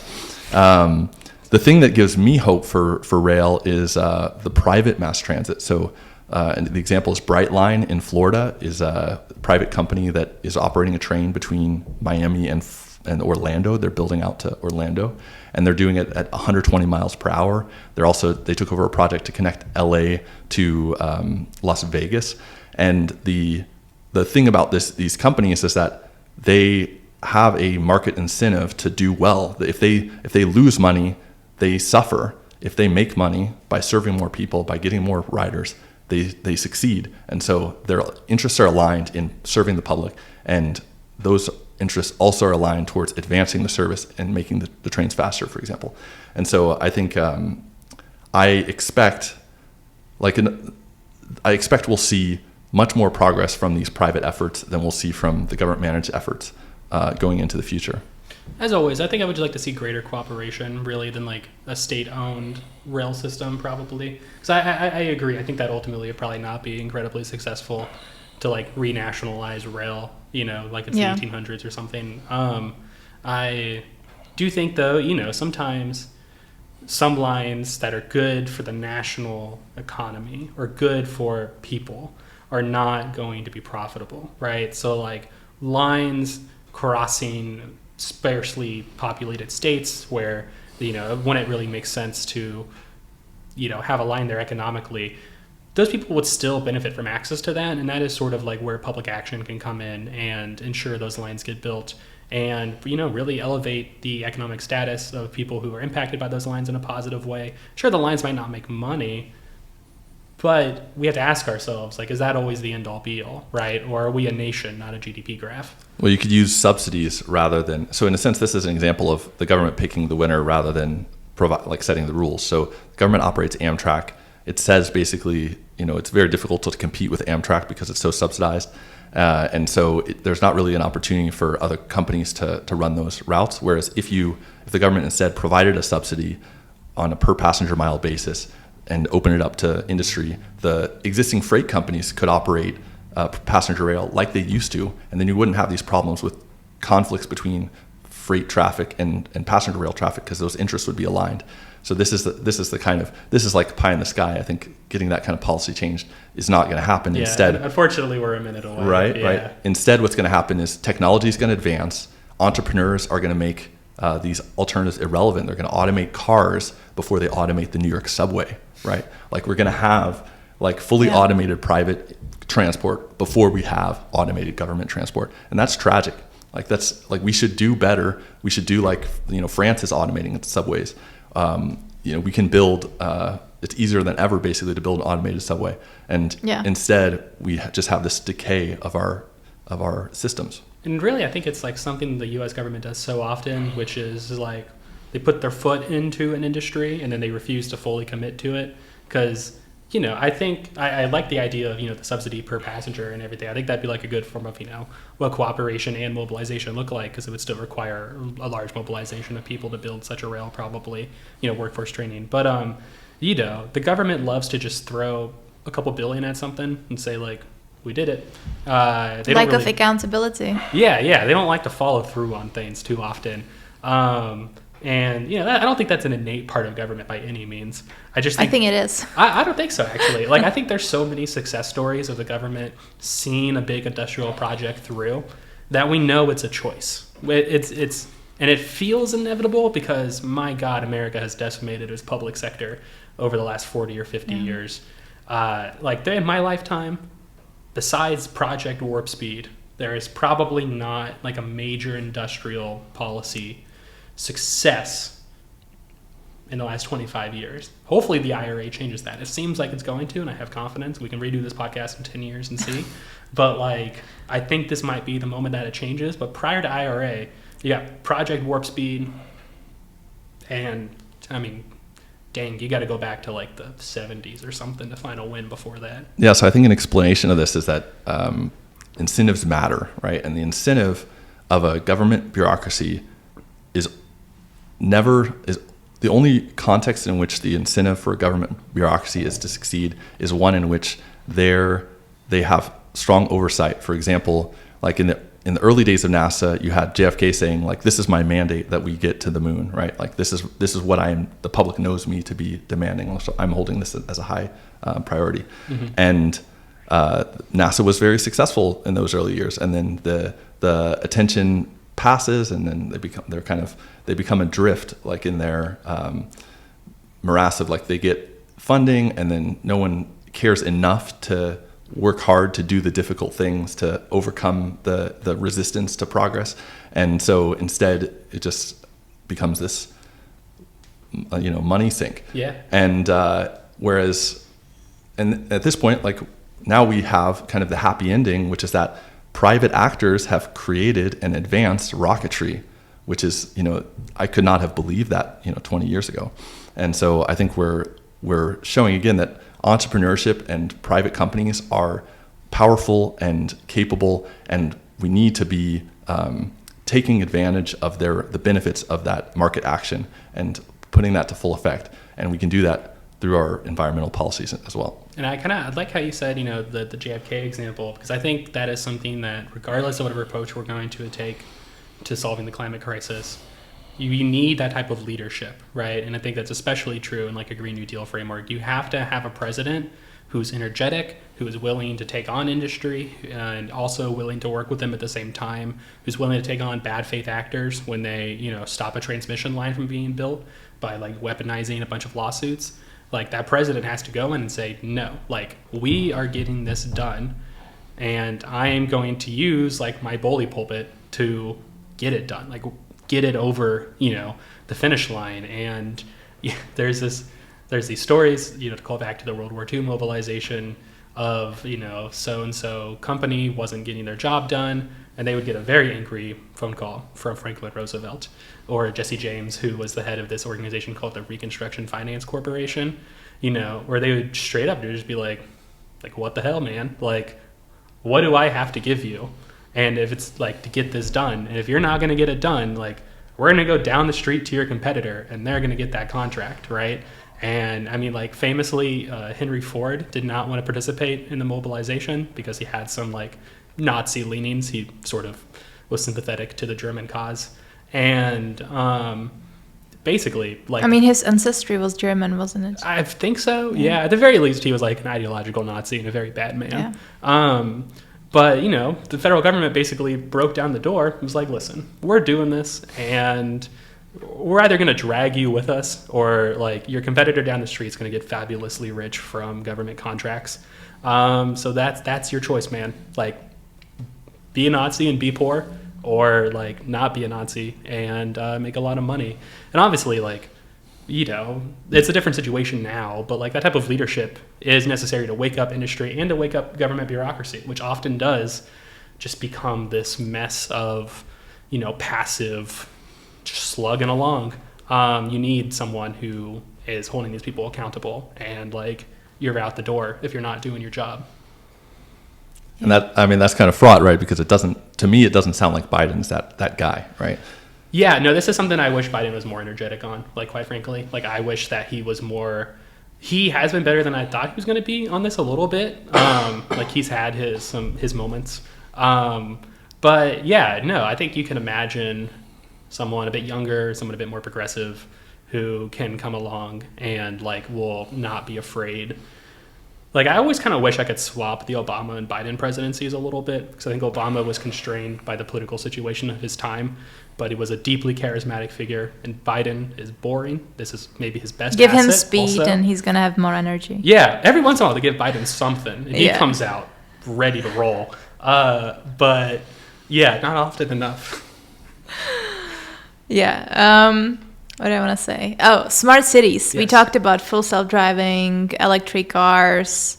What is your opinion on the concept of smart cities, where the city will control the infrastructure, the transport, cars? It will lower dependency on, private vehicles. It will reduce greenhouse gas emissions by, I think, making housing more energy efficient. Allowing farming to be done in cities through hydroponic farming. I think that's done. So what are your thoughts on this concept of smart cities? Is it good? Is it bad? Some people say that the WEF is trying to control the people through this concept. Oh, yeah. So I feel like smart city is one of those buzzwords that means like a lot of different things to a lot of different people. Like, is it about data coordination? Is it about allowing hydroponic farms, which is a totally different thing? Yeah. Is it about changing zoning laws to be more dense? Like, it just sort of is a thing that I think nonprofits use to fundraise. Not to be mean to those nonprofits, like that's great, but do I think it's a WEF conspiracy? Like, no. Do I think that there are ways we can make cities a lot more environmentally friendly? Like, absolutely. I don't know if those qualify as smart cities. Something I bet we agree on is I would really like to see, zoning reform happen. I would really like for it to be a lot easier to build housing in America. It's ridiculously hard. Here. Yeah, like that is a travesty how difficult it is to build. And our over-dependence on single-family homes is just an environmental and social and economic catastrophe. I don't know if that qualifies as smart cities, but I think dense urban environments where people want them are a net positive. Those are great. Public transportation is great. Again, I don't really know if that's smart cities, though, because it's just such a nebulous phrase. I think an important value in considering these kinds of proposals is to decentralize the power as much as possible. Agreed. Because if you build this overarching technical system that can, for example, operate a lot of cameras all over the city and look into the lives of everyone, or can, control their transportation and isolate them in that way, then it becomes an easy path to dystopian outcome. And so, for example, with if cameras are necessary for public safety, they can be organized and operated either by individual property owners or by a small local community benefit district, like a neighborhood organization. And that way, there's much less risk of misuse. And the other thing is, I think we will learn about the risks of these sorts of things by trial and error. People will implement them in different contexts, and then we can evaluate the outcomes. And I think that's just something we'll have to wait and see on. Yeah, and I definitely agree about keeping things decentralized, because I do worry on the data side of the smart city rhetoric, that could totally be weaponized against the same communities that the government always weaponizes stuff against. And we need to be kind of aware of the social justice implications of too much intercoordination. But I do kind of agree that decentralization and trial and error is probably the way in which that system works well for everybody. It could also be exploited by an adversary. Oh, yeah. Oh, totally. And AI, perhaps. Yeah. Oh, I mean, God. and it's all fun and games until Meta gets access and you start getting digital ads put on your, projected onto the side of your house or something for Clorox. I don't know, man. Just gotta be careful about those things. You don't want to coordinate. You don't want to put too much power in the hands of a few people. Yeah, I definitely don't want the city to be able to shut off my power if I have a party at my house. Yeah, or and if I don't pay a waste fee, Quite frankly, you're done. I don't think that's gonna happen. Honestly, It could. I mean, if the power is centralized, it could. But I think that the risk percentage-wise of that happening in the next 15, 20 years in America is relatively low. How will full self-driving work? Tesla is working on full self-driving of their electric vehicles. Is it going to be done on a centralized network, which poses the risk of Elon Musk pushing a button and, causing car crashes and allowing cars to go in different directions, different destinations? How do you make sure that once we have full self-driving, that this is not going to happen? I'll pass this off to Benjamin first. Yeah, I can speak a bit to this, which is that, the current state of Tesla self-driving is that it's mostly done on the car, right? They have a model which they operate, which they run the incoming images against to inform the further action. And that's, I think it's a good model, and it's seems to work. It's, in general, when a company is providing the service, they have an incentive not to exploit their customer, because if they screw over their customer in one way or another, then they harm their reputation and can lose their business. So I think that's one of the kind of protections against abuse of these systems. I'm not too worried about the abuse of self-driving cars, in the sense of I don't think Elon Musk is gonna shut off my Tesla if I had one. But I do worry about how do we establish liability in this case? If a self-driving car does hit someone, and God forbid that person's hurt, how who's accountable in that situation? Is it it's probably the person driving the car, I imagine, but I would also sort of like to see it be the company in many ways. I don't think you can cultivate this attitude and culture of it's truly autonomously self-driving, asterisk, you got to be deadly aware, and if you're not, then that's like your fault. Yeah. Like, you as the company cultivated this image and this sort of promise that, you know, self-driving cars are safe. And so if there's a epidemic of accidents that are happening, then I think the company should be somewhat liable. I'm not a legal expert, so I'm not going to know exactly how to set that law up. But I think those are like questions we should grapple with as we move forward. And I'm not opposed to self-driving cars like on any sort of like ideological level. Mm-hmm. I haven't been super impressed by what I've seen that much. Like, it seems like one of those things that isn't quite ready for prime time, and just totally my personal, you know, assessment. In terms of the infrastructure isn't ready? Yeah, in terms of the infrastructure, and also, I mean, you know, you see a lot of bad clips of Tesla self-driving cars failing basic safety standards, and I think it's cool tech. I think it's something that should be pursued, but I'm not putting a lot of stock into it for the meantime. I'd be happy to be wrong about this, you know, but I just don't think it's going to be like a top 10 concern really anytime soon. So I think there's another interesting point here, which is that, so in concept, the information that's available to the driver should be enough to drive, right? So you should be able to make all the decisions locally. There are proposals to improve upon that by having local intercommunication between vehicles, which is like, so you can make like a train of cars where they're following in close distance, and then they can act together to reduce their energy expenditure. At the same time, there are other services, like there are car share services that use self-driving cars that they are controlling the vehicles, and you are kind of subject to this possibility of this kind of abuse. But those are, I think many people have nothing to fear from that in their regular day-to-day life, and so people will make sort of consumer choices between those alternatives. Like on the one hand, it's similar to the choice that people make between like Apple, which advertises itself as being more privacy focused, versus Google or Microsoft, right? And so this is another case where consumer action, where basically people's awareness of the problems can guide the market to provide different levels of service and different levels of protection. That's a great point. I actually asked a person in the Sunrise Movement what she thinks about electric cars. Yes, and her response was more on the negative side. She said, car dependency in cities is bad. It contributes to urban sprawl, harms housing density, leads to more traffic deaths.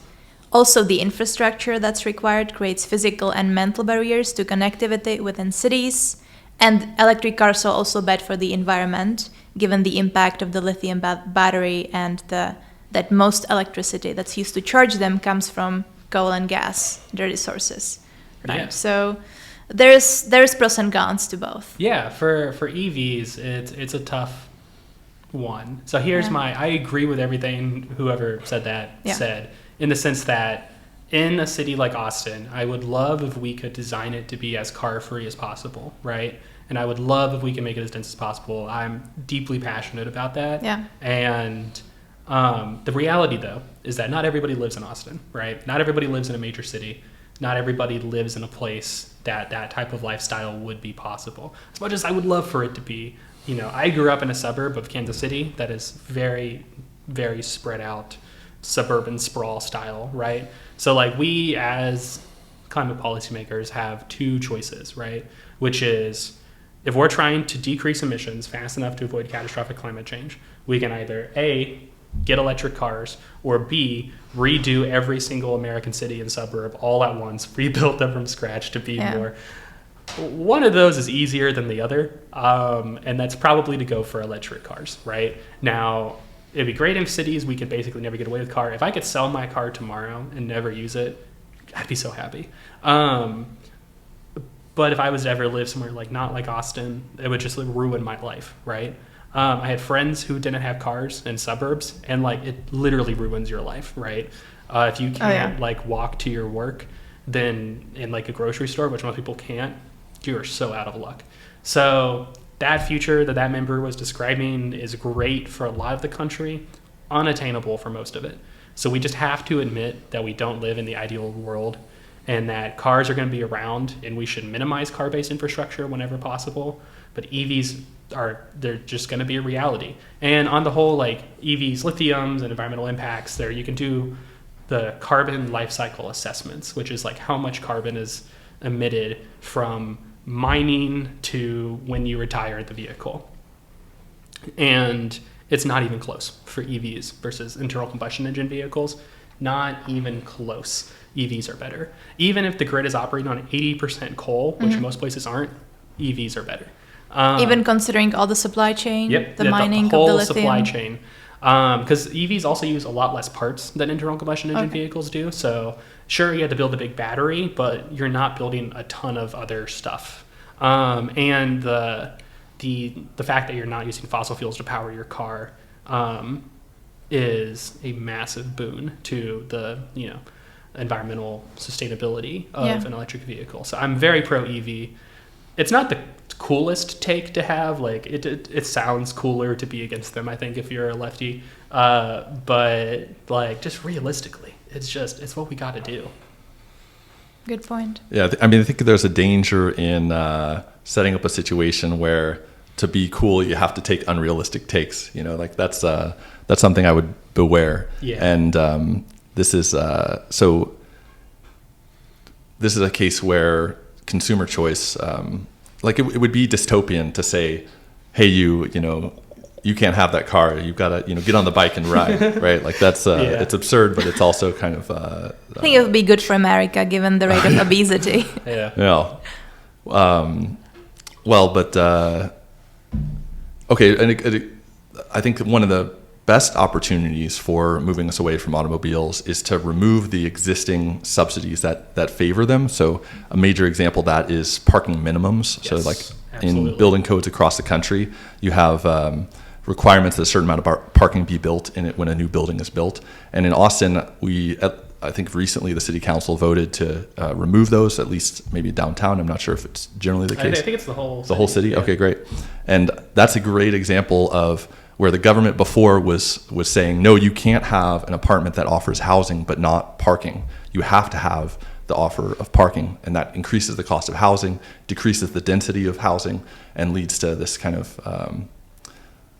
the kind of cities we have.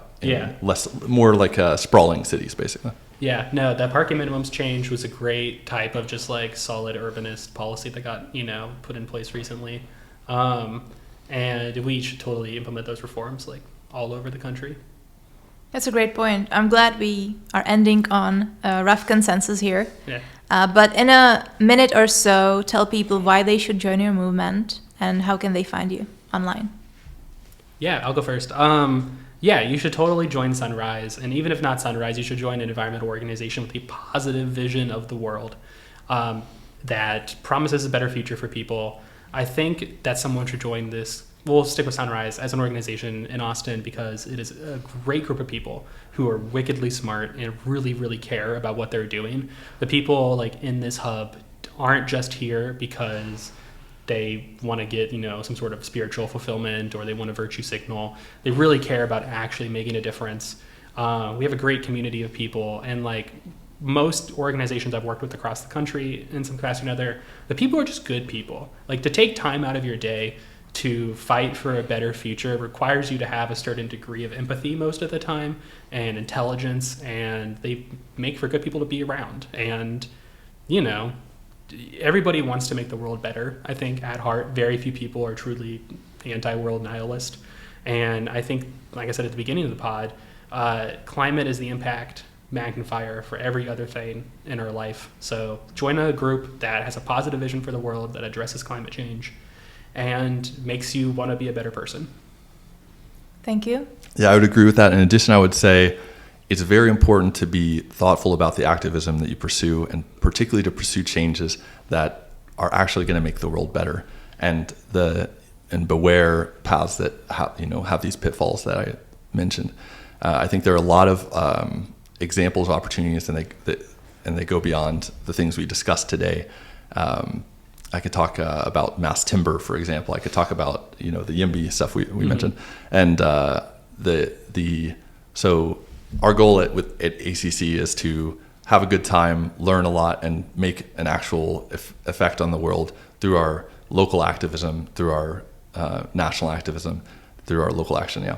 So we have a great group as well. It's the way, I guess, if you want to.